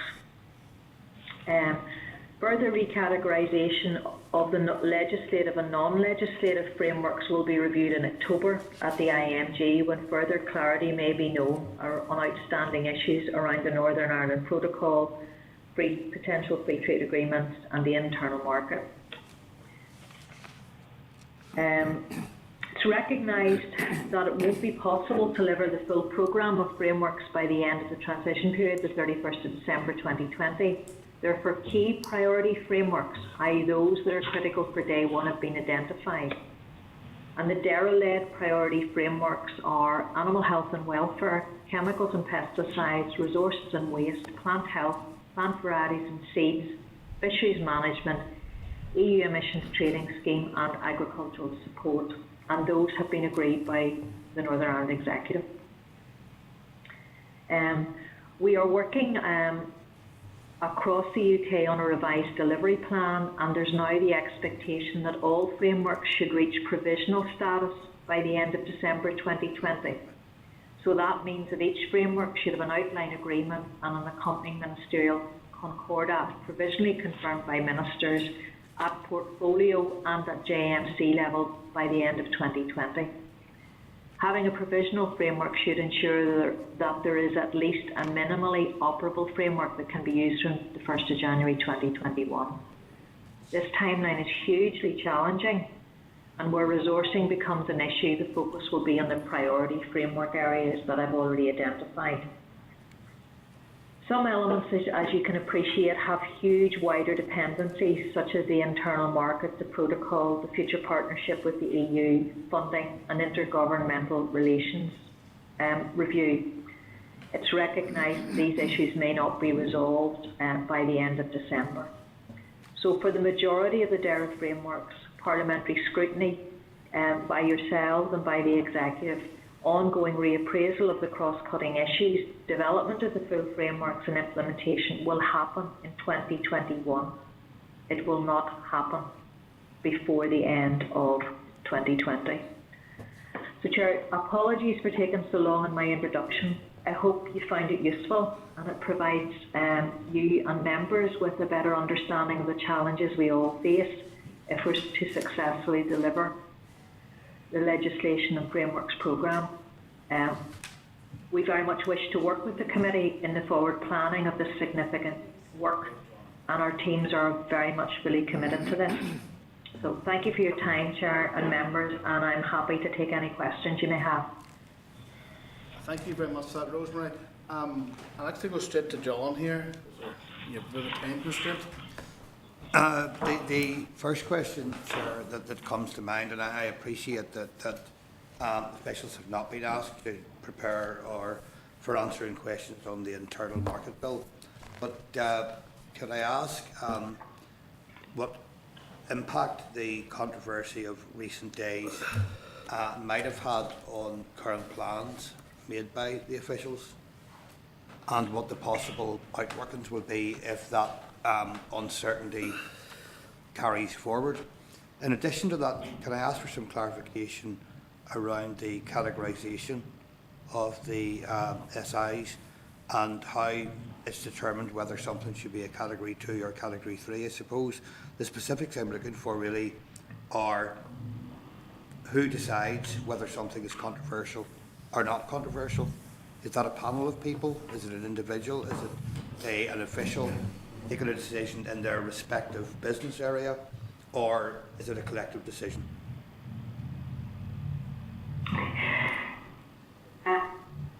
John, thank you. I might have missed a bit of that, but I'll try my best and certainly come back to me if I haven't answered all of your questions. Recognise there has been a lot of information in the press over this last few days. There's a lot of controversy. Hasn't influenced DAERA's planning as it currently stands. DAERA is continuing to maintain its current planning until we receive clarity around some of the issues. So we're planning as outlined and in the legal documentation as it stands, and I know that the SRO over overall EU exit programme, Dennis McMahon, our Permanent Secretary, has already agreed to come and give you an update on our overall planning at its meeting on the 24th.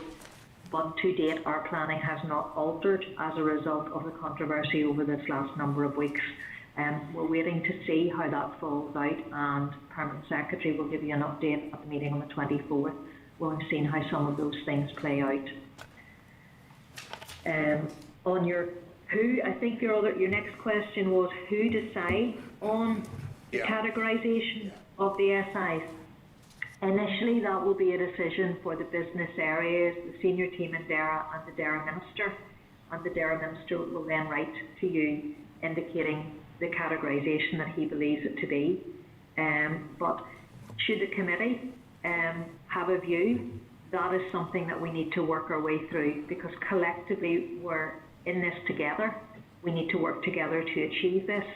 So initially it will be for the business areas and the Minister to do that categorisation, and we will be writing on the basis of that categorisation to the committee in terms of how we would like to bring forward the presentations. But quite obviously, if the committee decides, even for a Category 1 SI, that it would like to receive a presentation, it has every right to make that request. But I just, would stress it's a huge legislative programme, and we will have to work collectively to achieve it. Chair, can I thank Rosemary for that? That's helpful, and it clarifies that if this committee has concerns, then we will be able to make an appropriate response. Okay. Rosemary, can I ask the question? See the approach that's been proposed here by DAERA. Is it consistent with the TEO guidance on managing EU exit? Yes. Chair, yes. This is the guidance that has been issued by TEO. So this is the approach that all departments are to take with their respective committees. So hopefully you will find if you speak to other committees that a similar approach is being taken across those, because we're trying to apply a consistent approach across all of the Northern Ireland Civil Service and the Northern Ireland Executive. And you see, in terms of the categorisation of the decision of these issues, like, is it possible, you know, will the Minister or the Department consult the committee before they categorise them, or you know, obviously we have an important statutory scrutiny role here, and like, what if we weren't content with the categorisation, or indeed if the decision was made, consent was given for a category 1, and we weren't content with that there, then it would be too late for us to fulfil our statutory remit then? Initially, as I replied to the previous member, it will be for the department to attempt or to provide an initial scrutiny role. We have already and will share with you what we believe that categorisation to be. So in advance of doing it and in advance of the Minister writing, you will already have sight of how the department intends to categorise each of the SIs. So if at that stage you have any concerns, I think that gives you the opportunity to present that challenge function back to the department. So you will be advised in advance of the categorisation of those SIs. And sometimes, Chair, I have to say it will be done without full information of the detail of what's in the SIs, because we're doing some of this without having had sight of the full SIs from DEFRA. But there will be an opportunity, absolutely, for the committee to exercise its challenge function. Yeah, and I think, Stella, you will agree that in the papers that you have, you've already got an idea of what will be categorised where, and we will continue to do that.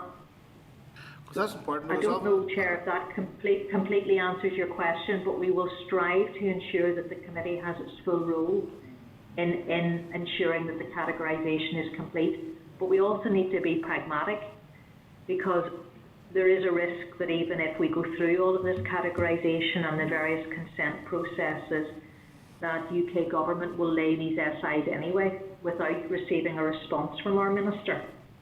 And that can either be good or bad, because it could bring things into the statute book on the negative side that Northern Ireland might not wish to see, and then we will have to take corrective action by bringing forward legislation to correct that. Or it could be positive in that the legislation comes into force that we wish to happen. Yeah, I just think before we move around further, it's important that we do have that there scrutiny role is properly executed. You know, because by your own definition, Rosemary, the category 2 are deemed as non-controversial, but obviously that definition is subjective, and what the committee or members of the committee might deem to be what the department might deem to be non-controversial, we might see as controversial. So it's very important that we have our role within that process.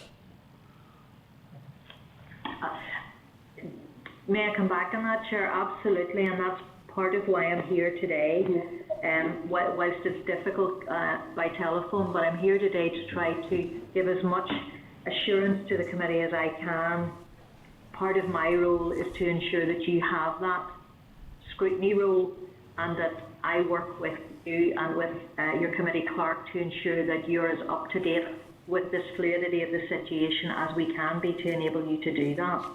So all I can do is try to give you an assurance that that is our overall objective, to ensure you have your scrutiny role in all of this legislation.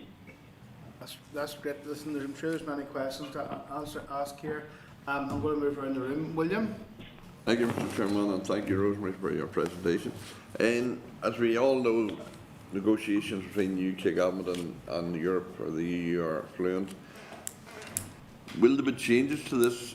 If we don't know what the outcome is going to be. For instance, and I'm an optimist in life, I hope that there is an agreement, of course. But if there is a no-deal scenario, does that change the situation for us in relation to what we have to do then? The simple answer to that, William, is yes. the situation is fluid because there are so many unknowns. The timeline that has been agreed in Westminster is very, very challenging, but if many of the decisions are last minute, which they could well be, that will push the legislation further down the track and also reduce the time available to scrutinise it. So it does have very significant implications, I think, for you as a committee in terms of the timing of your work. In your eyes, could these, and maybe it's a political question, but I mean, could these negotiations go on for another 2 months, or is there definitely going to be a deadline to when they conclude? William, that's probably a political question, but I can certainly give you what I know. My current understanding is that there will be joint committee meetings, and the joint committee is there, as you know, between the EU and the UK to agree the aspects of the implementation of the Northern Ireland Protocol.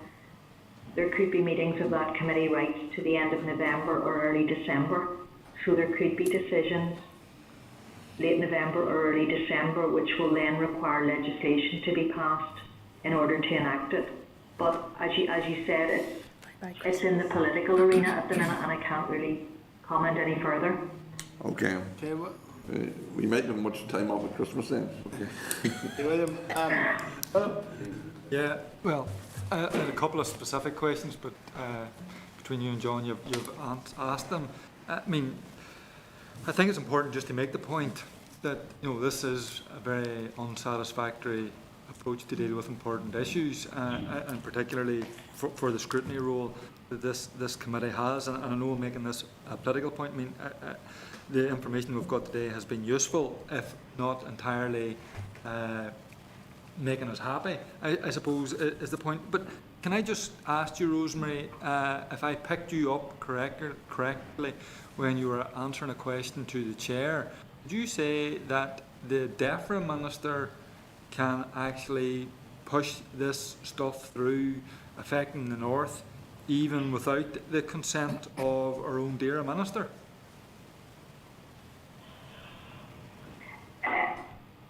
Chair, I'm going to have to ask you, I couldn't hear that question, it was breaking up. Could someone perhaps repeat that question for me? You may just repeat it again. go ahead. Just Okay, I may have picked you up incorrectly. That's better, yes, that's better. Okay, when you were responding to the chair earlier, but I thought I picked you up that you were saying that the DEFRA minister can actually go ahead with this, even though some of it is affecting the North, without even the consent of the DERA minister.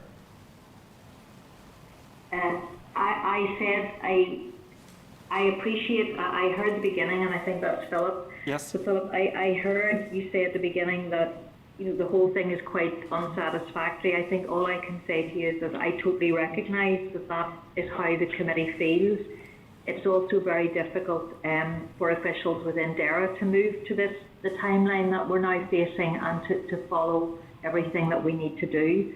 So the whole thing is quite an unsatisfactory timeline, and every day that matters. What is critical, I think, is that as far as possible, and our Minister is doing this, we ask and seek of DEFRA early sight of the detail of these SIs to enable the scrutiny to happen, and to enable the committee to have its scrutiny role. And our Minister is already committed to that, and has already written asking for early sight of those SIs to enable both himself and the committee to carry out its functions and its role. And you are right, Philip, I did say there is a risk that if we delay consent or responding to consent too late, there is a risk that DEFRA, as the UK government, could go ahead and lay the UK-wide SI. And that risk exists now. Remember, you're there with the Scottish and the Welsh as well. So, you know, it's about the three devolved administrations giving consent. And I know in one of your slides it talks about the Scottish Government having 28 days. So it would seem that, you know, there's an opportunity collectively for scrutiny of each of the SIs, but the risk remains that the UK Government if we don't respond in the timelines available, could go ahead and make the SIs without consent. Now, they have not formally told us that, but I believe it is a risk, hence my saying that today to you. Thank you. Rosemary, would that be the same for the SRs? No, not at all. The SRs are totally within, They're within the Northern Ireland scope of Assembly's your- control. Yeah. They are local pieces of legislation. They are totally within your role as a committee, and then whether or not you would wish to take them onto the floor of the House. Yeah. It's only the case for the SIs. The SRs are totally within your control. Patsy? Add Morris. Patsy? Let me now. Yeah. Okay, thanks very much indeed, Rosemary, and thank you for that. There's a bit of an anomaly or a bit of a difficulty that I have with, as we know, what could be deemed to be one person's controversial could be deemed to be eminently sensible by another. But the difficulty that I have with that is, I think, Rosemary, I picked up that you said that some of these SIs might be coming to us without the full detail. So if it's coming to us without the full detail, you can't make a proper call as to whether it's controversial, non-controversial, quasi-controversial, or not controversial at all, if you don't have the full detail. That's more than a bit of an anomaly that I would see there. Do you have anything in particular to say about that? And I know you've been foisted with a whole lot of stuff at the moment with this withdrawal bill that is creating a lot of difficulties. I'll maybe come to that in a wee minute too, but on that first question, please, just. Okay, Patsy, very valid point. You know, it is a very difficult balancing act, because we will, at official level, we will share draft SIs by Whitehall. They may be incomplete, and we may have to make some sort of a judgment based on what we have. It's a balancing act as to when do we share them with the committee. You're asking for as early sight as possible, and we may not be able to give you all of the information if we give you that early sight. So we will have to, that's where I come from, we would need to work together in a constructive way to try to get all of you the sight of these SIs that you require, but also to try to push DEFRA to share the full detail of the SI as quickly as possible. So I don't probably have an answer for you, Patsy. It is an anomaly, and all we can do is try to work our way through it.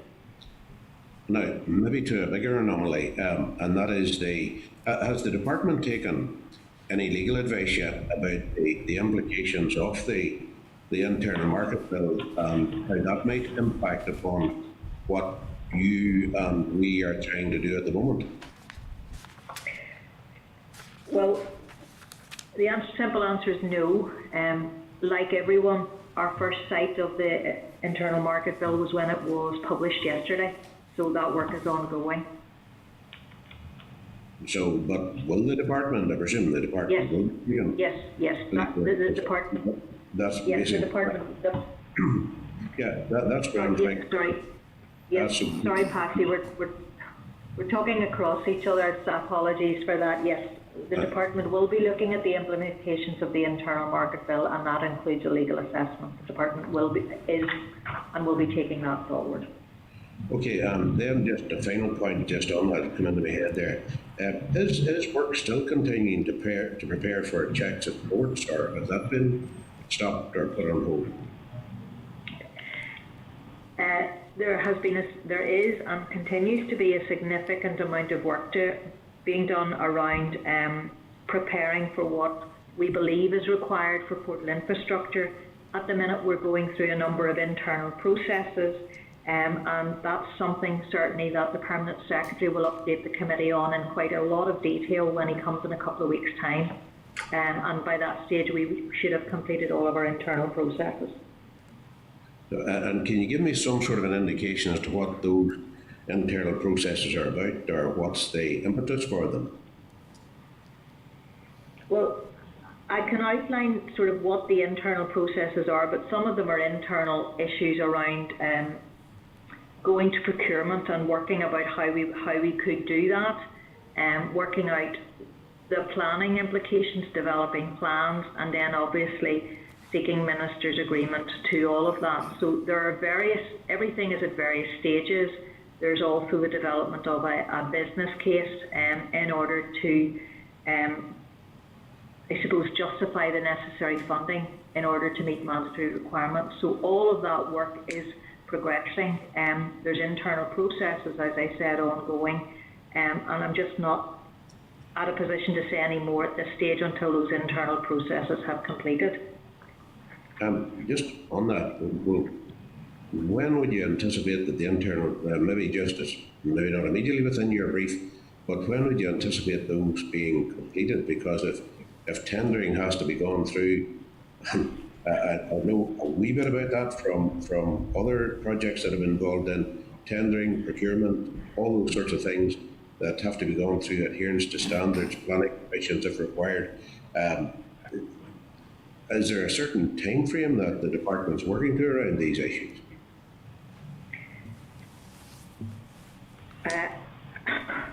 I am not completely sighted on it, and I think you would appreciate that because it's not my work area, but I would say that the department is very alert to the number of days going forward and the timelines and the tightness of it. And I know that when Permanent Secretary comes on the 24th of September to address the committee, that would be the focus of his presentation to the committee, to update you on where everything is, and there would be a paper with you in advance of that. Now, I know that sounds as if it's 2 weeks away, but in reality it's not, given that we're trying to have better timeliness on your papers. So that's probably all I can say to you, Patsy, at this stage. Oh, no, that's grand. Thanks for that, Rosemary. Okay, thank you, Chair. That's complete. No problem. Rosemary? Thank you. Thank you, Rosemary, for your presentation. Rosemary's in the room now. Just to go back to the Category 3 SIs, what do you envisage to be the turnaround time, for example, that you get into our committee and we have to look at them, etc., etc.? Okay, Rosemary, I'm going to ask if Kevin's still on the line. Kevin, could you quickly outline that timeline, just to be clear on what it absolutely is? When as you said earlier, Rosemary, when you're looking at the categories, our DERA staff has tried to categorise those as best they can with the information available. We have also sought input from DEFRA on that to see that they are in agreement. As you had said, Rosemary, what will happen first of all is that we and the other devolved administrations are stressing daily to DEFRA the need to give us early sight of those SIs. Whenever we get sight of those SIs, our policy and legal teams will have to go through them and draw conclusions on those, and then that enables us to advise the Minister.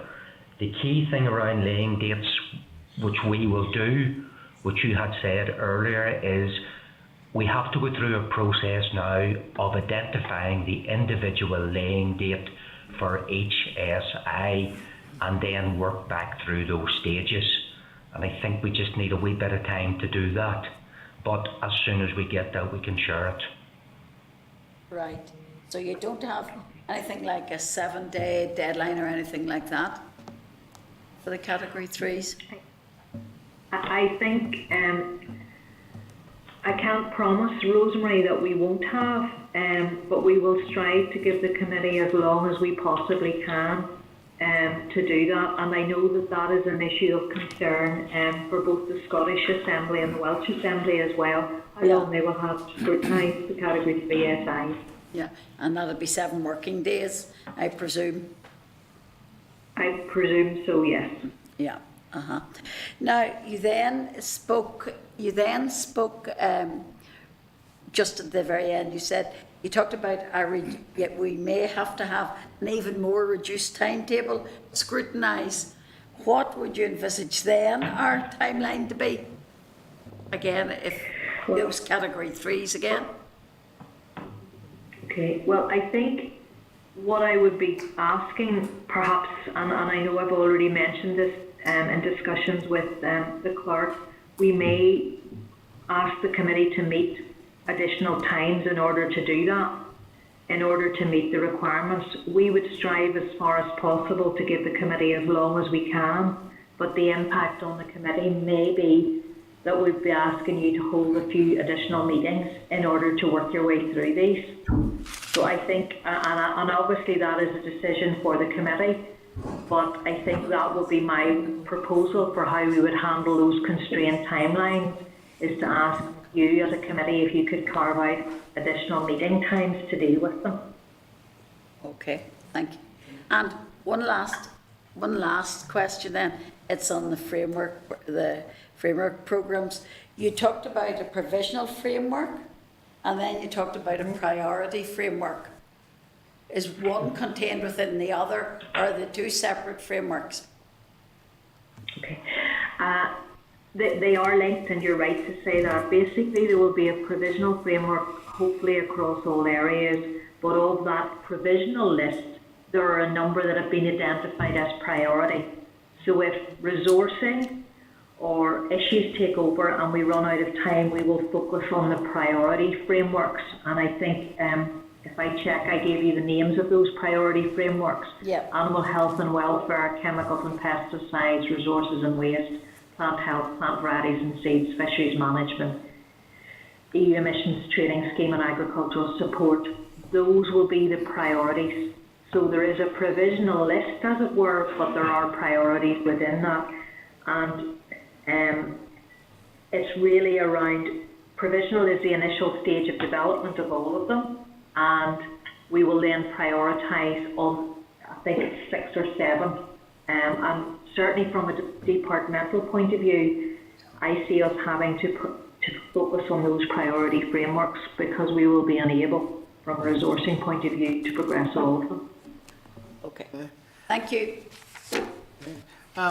Just before move around on the SIs, Rosemary, when is it likely that we will get sight of the first one?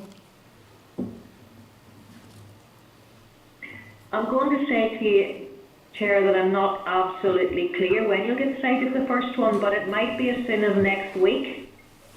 Kevin, are you able to add any detail to that? Yeah. There's two SIs being laid towards the end of December, and then it starts to peak October, around. Kevin? Yes, around October and November. Thanks for that. I'm going to move on ahead round. Claire? Excuse me, just as I said earlier, for each of the SIs, we are agreeing laying dates with DEFRA, and we can list the SIs and provide the individual target laying dates for those. Thank you, Kevin. Okay. Claire? Thanks, Chair, and thanks, Rosemary. I mean, obviously there's concerns over this notion of the principle of consent with Westminster and how that's really applied. We know that they've ignored us before, particularly with the Westminster, the Withdrawal Act. So it really brings into, obviously, scrutiny, oversight and accountability are the big issues here, and the speed at which we have to work through this workload. So key concerns for everybody, I would imagine anyway, but the implications for us as a committee, and I want to raise this just mindful that we're on the back of the RHI scandal and what that brought, and perhaps, other issues maybe arising in the future. But where do you know where responsibility will lay for the various pieces of legislation passed? So category 1, we've been told, will be technical. Category 2 would be with the minister's consent and these different levels of a place for Westminster rule. But what kind of safeguards will we have as a committee, or even as an assembly or an executive? Are there discussions happening around that about who will be accountable and where that responsibility be levied? Well, quite clearly, the Whitehall will ask the respective minister for consent or not. So I would have said that the absolute responsibility with respect to whether or not we give consent lies with the minister, and in many cases it is our minister, the DAERA minister. But he is required to to consider your views in arriving at that overall responsibility. Now, the absolute responsibility rests with the DEFRA and Mr Prentice, because these are UK SIs, they are not Northern Ireland SIs, but the overall responsibility for giving consent to them rests with the DARE Minister. Okay, so overall responsibility lies at Westminster. Yes. We know that we are not being given enough scrutiny time or oversight time, and that these will be rushed through. So that's quite clear. Can I then maybe ask about the frameworks and the potential? So I know that this committee and the department have a lot of the UK frameworks to be looking at. Is there discussions going on at all about island-wide frameworks, sort of north-south frameworks? Not at this stage, Claire, but obviously you'll be aware, there's an all-island animal health and welfare strategy, etc. Not, and I would say not at this stage. The purpose of the framework discussion is to look at how the 4 regions of the UK would operate once we leave the EU, to ensure that we can manage any disputes or etc. So it's around any repatriated powers that come from the EU back to the UK. So at the minute the work is only ongoing around UK frameworks, and we're not looking at all island ones as part of this exercise, but that doesn't mean they are still not important moving forward, particularly, and I highlight the animal health and welfare one, which is an all-island strategy, given the need to protect biosecurity on the island. Thank you.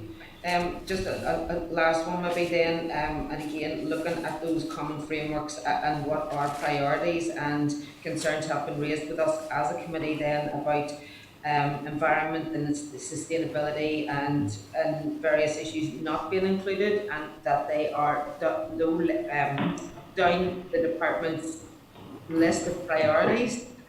So for example, birds and habitats directives are a low priority, but yet we know that we're not in good shape currently, so that raises concerns for me. But I was going to ask, did the department, you're saying that that priority list has been agreed by the executive and the ministers, did the department have any input into that, and have you got concerned then that our environment and habitats and biodiversity are low level?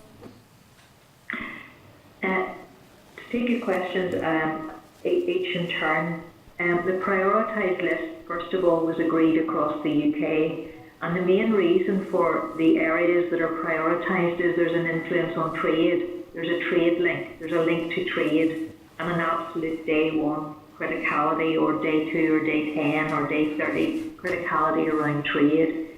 It's recognised that we need to progress as many frameworks as possible in the timeline, and there are a number of environmental frameworks, as you'll see on the list, and that will be in the papers that we have provided to you. But they have not been prioritised as the critical priority ones at this stage, but there's very much a recognition that they need to be progressed, and if they can be progressed in the time available at the same rate as the priority ones, they should be. This was agreed at ministerial level across the board administrations with our Minister, the DEFRA Secretary of State, the Scottish and the Welsh Ministers. The prioritisation was then agreed through Cabinet Office and then was signed off at Northern Ireland executive level. So whilst we have had some input into it, this has been through a number of different sort of approval mechanisms to reach that priority list, and it was, as I said, agreed by the Northern Ireland executive.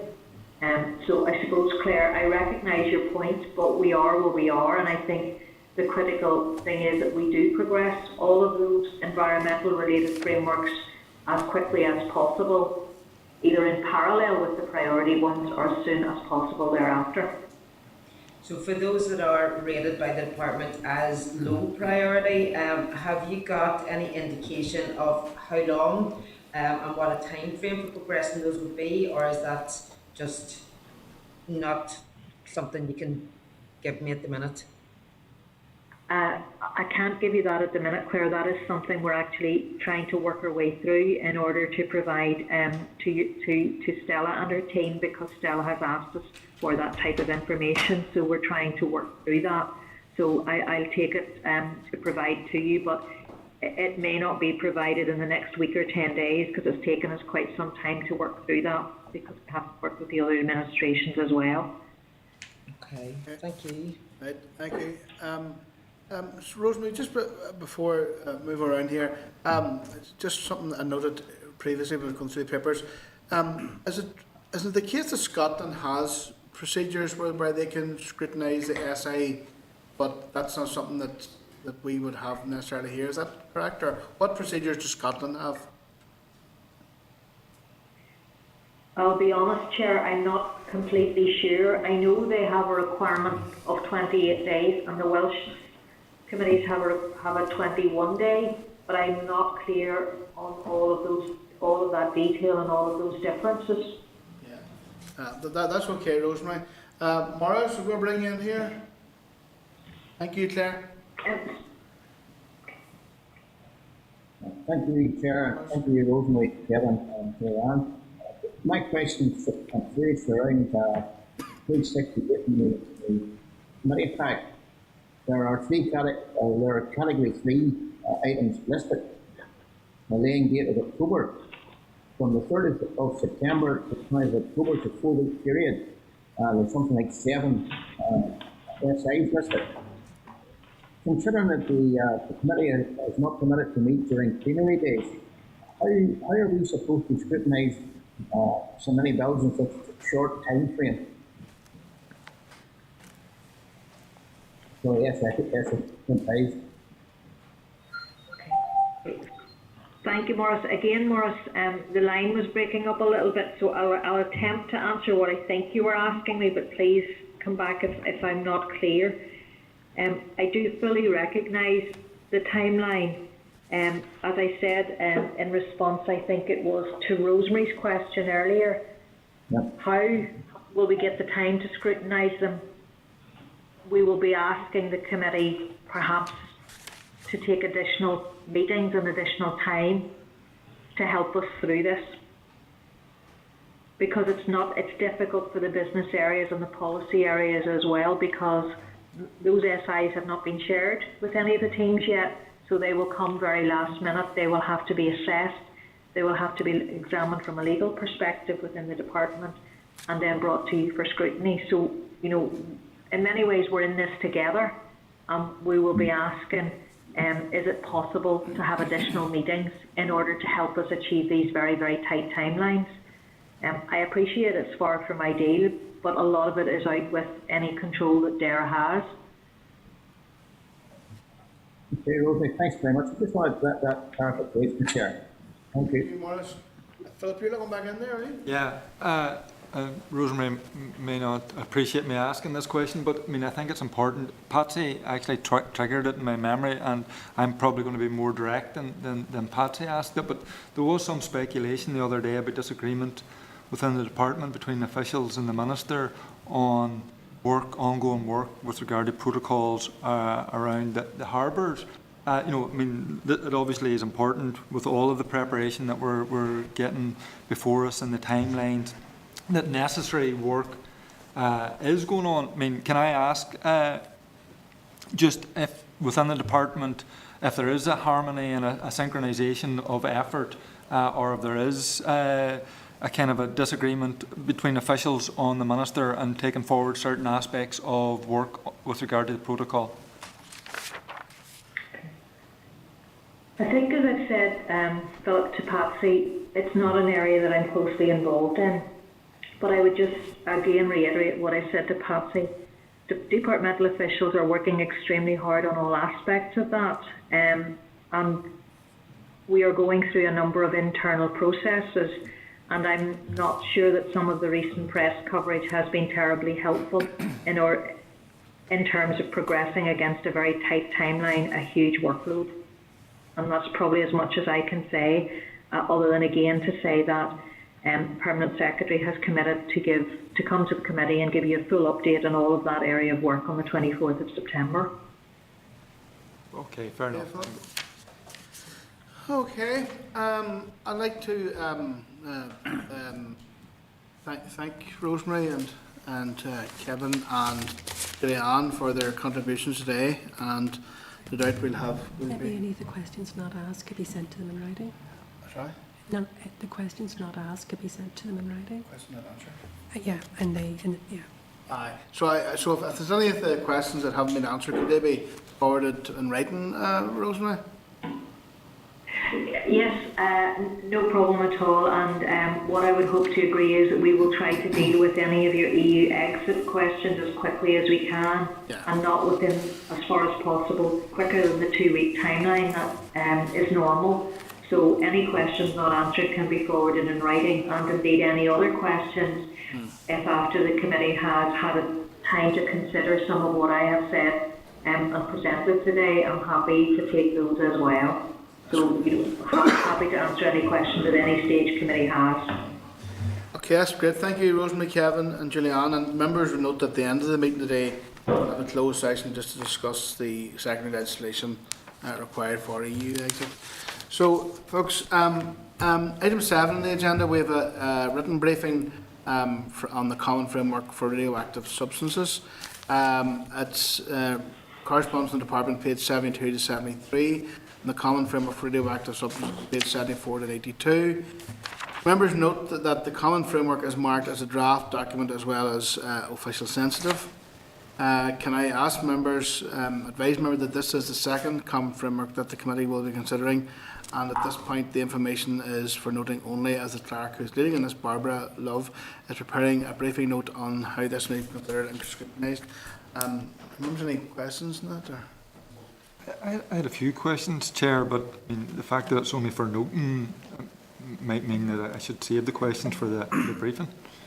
If you want to forward the questions to me, I can make sure that we see how we can get them incorporated. You will be getting further detailed briefing on this. Is just now, just for noting that it's here. Okay. Yep. Okay, members, content to note the correspondence subject to the clerk providing paper on how this may be considered by the committee. Okay. Item 8 is direct payment to farmers, penalty simplification regulations.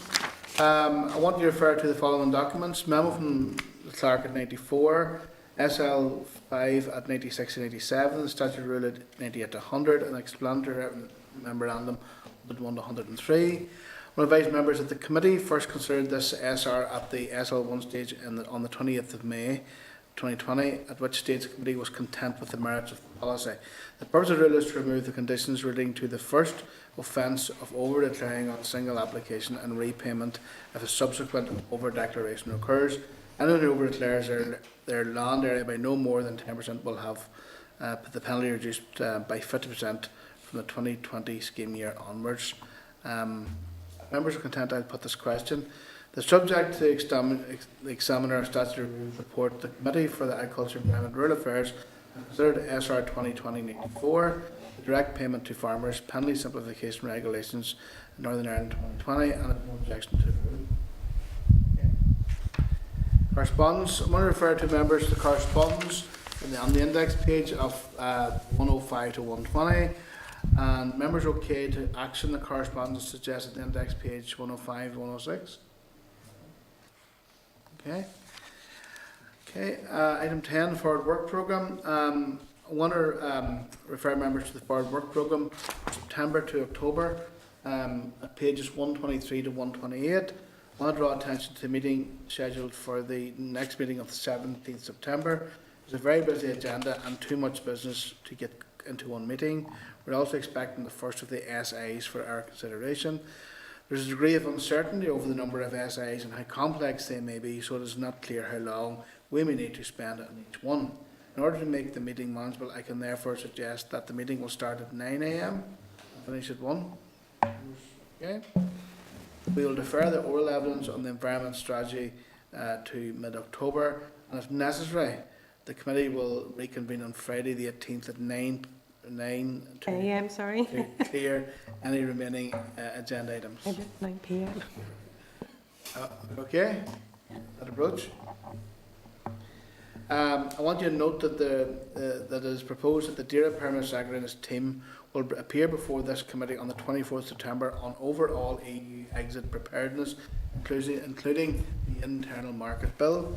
Given that there will be some uncertainty around the timing of the SIs and the SL1s and SRs, as well as the various frameworks coming to the committee, I ask members to note that moving forward in October, there may be substantial changes to the Forward Work Programme as presented here today. Okay, the Forward Work Programme? Yep. Work of fiction. I was going to suggest members maybe to allow the witnesses to actually come when the PermSec comes to the committee, that we see if the committee who's in the chamber on Thursday morning would, in the Senate chamber, would swap with us, so you could have the witnesses in front of you rather than by Starley. Would you be? It's up to that other committee to agree it, but if they would be happy with that. Yeah. Okay, yes, Stella. So, any other business? Claire has indicated that she has an item of business which she wishes to raise regarding the water framework lake quality update, which shows dramatic deterioration in lake qualities and lake water quality. Claire, do you want to come in there? Thanks, Chair. Yes, it was something. It was a report then that was produced by the department. I think it was 2 weeks ago now, but showed a serious and alarming decline in our lake water quality, and I'm just wondering if we could get some sort of update from the department on that. I think there's issues around, their sampling process there, where they are not sampling as much as they used to, or as frequently either. And just to get a bit of clarity, I understand that our work programme is really, really hectic, so I'm not calling for an oral briefing or whatever, but maybe a written explanation as to what they're going to do to rectify this. What are their plans? And given that our water framework directive is a low priority on their list, I think that we should be concerned about this. John wants in, yeah. Okay, Claire, we're content to that. Yeah. Okay, Philip, you're. Yeah, I noted from questions to the Minister the other day from one of my colleagues, Emma Sheeran, and also from Patsy, to the Minister about support for fishermen in Lough Neagh, that the Minister had said that there was a package.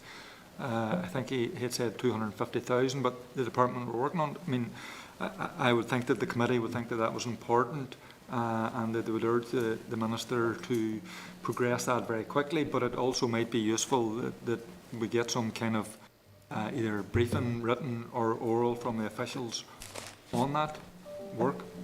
Okay. Can I add one more, Chair? Go for it.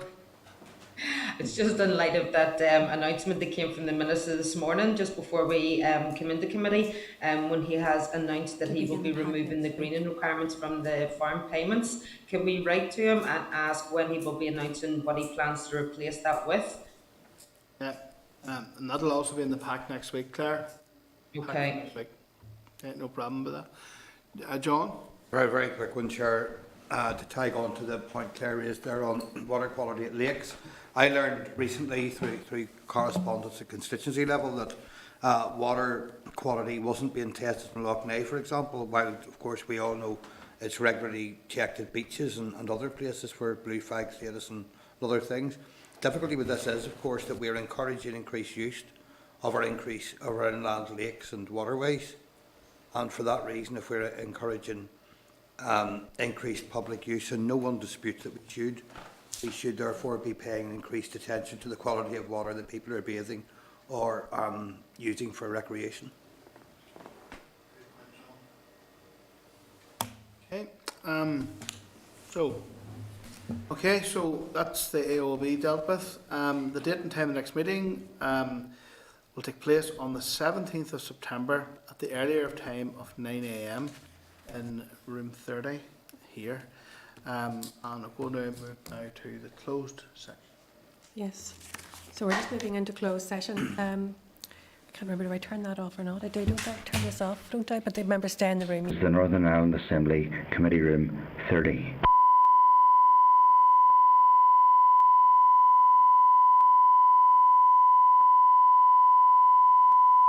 This is the Northern Ireland Assembly Committee Room 30. This is the Northern Ireland Assembly Committee Room 30.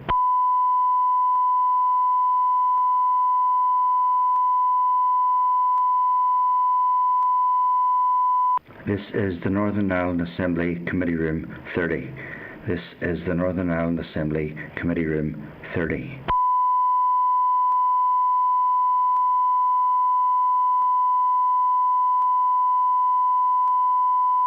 This is the Northern Ireland Assembly Committee Room 30. This is the Northern Ireland Assembly Committee Room 30.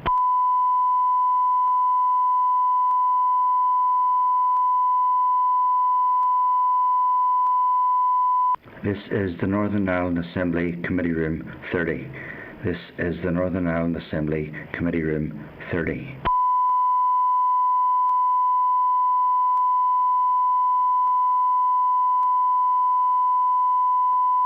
This is the Northern Ireland Assembly Committee Room 30. This is the Northern Ireland Assembly Committee Room 30.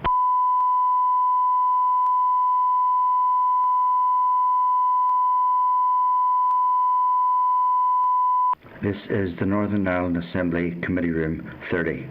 This is the Northern Ireland Assembly Committee Room 30.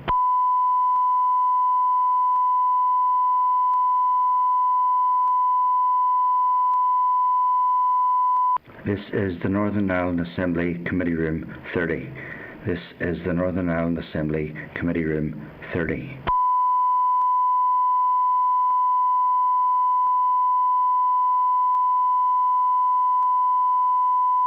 This is the Northern Ireland Assembly Committee Room 30. This is the Northern Ireland Assembly Committee Room 30.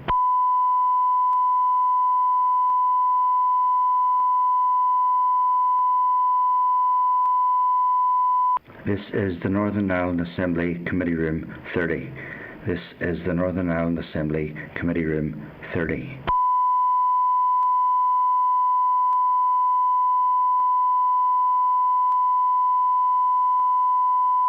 This is the Northern Ireland Assembly Committee Room 30. This is the Northern Ireland Assembly Committee Room 30.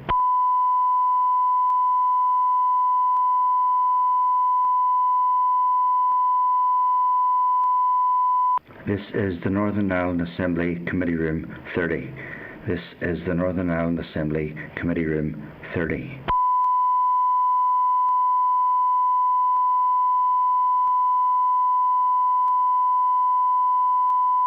This is the Northern Ireland Assembly Committee Room 30. This is the Northern Ireland Assembly Committee Room 30.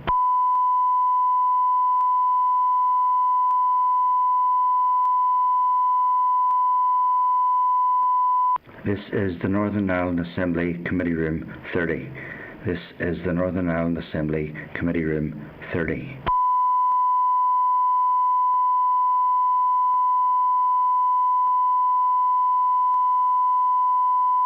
This is the Northern Ireland Assembly Committee Room 30. This is the Northern Ireland Assembly Committee Room 30.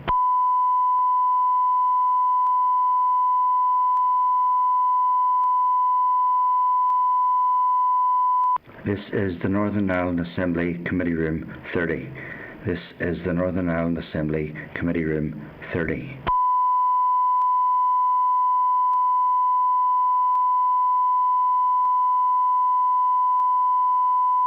This is the Northern Ireland Assembly Committee Room 30.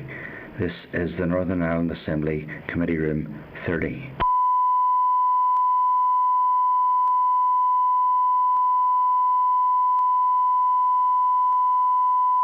This is the Northern Ireland Assembly Committee Room 30. This is the Northern Ireland Assembly Committee Room 30.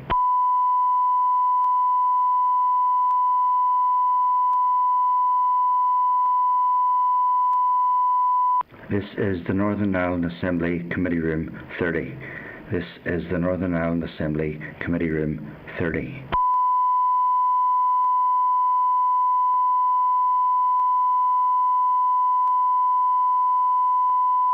This is the Northern Ireland Assembly Committee Room 30. This is the Northern Ireland Assembly Committee Room 30.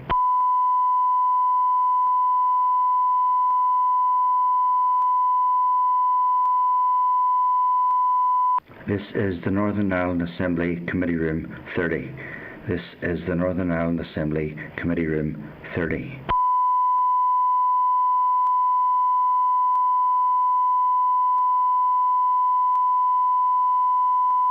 This is the Northern Ireland Assembly Committee Room 30. This is the Northern Ireland Assembly Committee Room 30.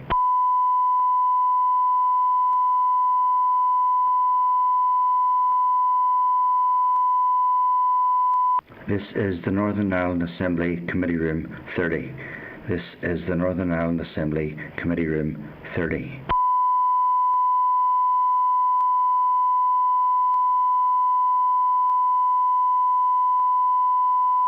This is the Northern Ireland Assembly Committee Room 30. This is the Northern Ireland Assembly Committee Room 30.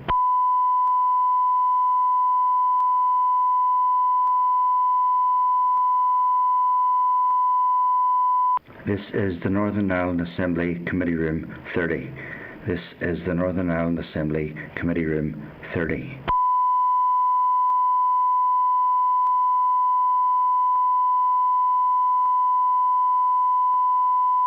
This is the Northern Ireland Assembly Committee Room 30. This is the Northern Ireland Assembly Committee Room 30.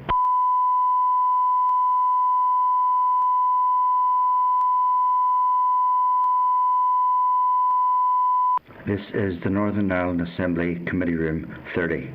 This is the Northern Ireland Assembly Committee Room 30.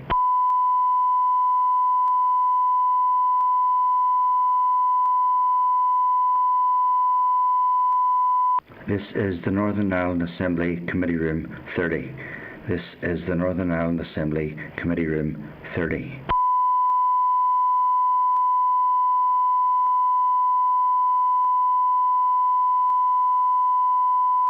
This is the Northern Ireland Assembly Committee Room 30. This is the Northern Ireland Assembly Committee Room 30.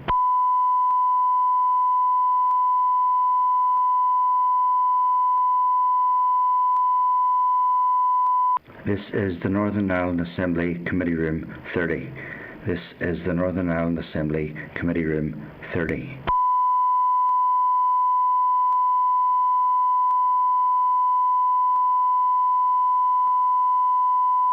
This is the Northern Ireland Assembly Committee Room 30. This is the Northern Ireland Assembly Committee Room 30.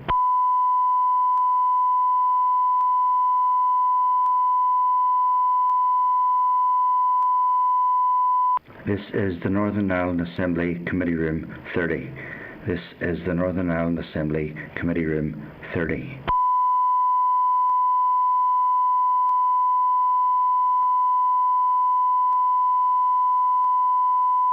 This is the Northern Ireland Assembly Committee Room 30. This is the Northern Ireland Assembly Committee Room 30.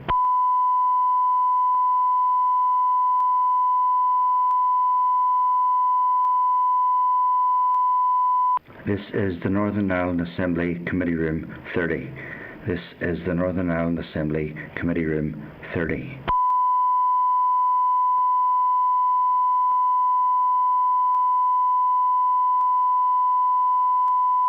This is the Northern Ireland Assembly Committee Room 30. This is the Northern Ireland Assembly Committee Room 30.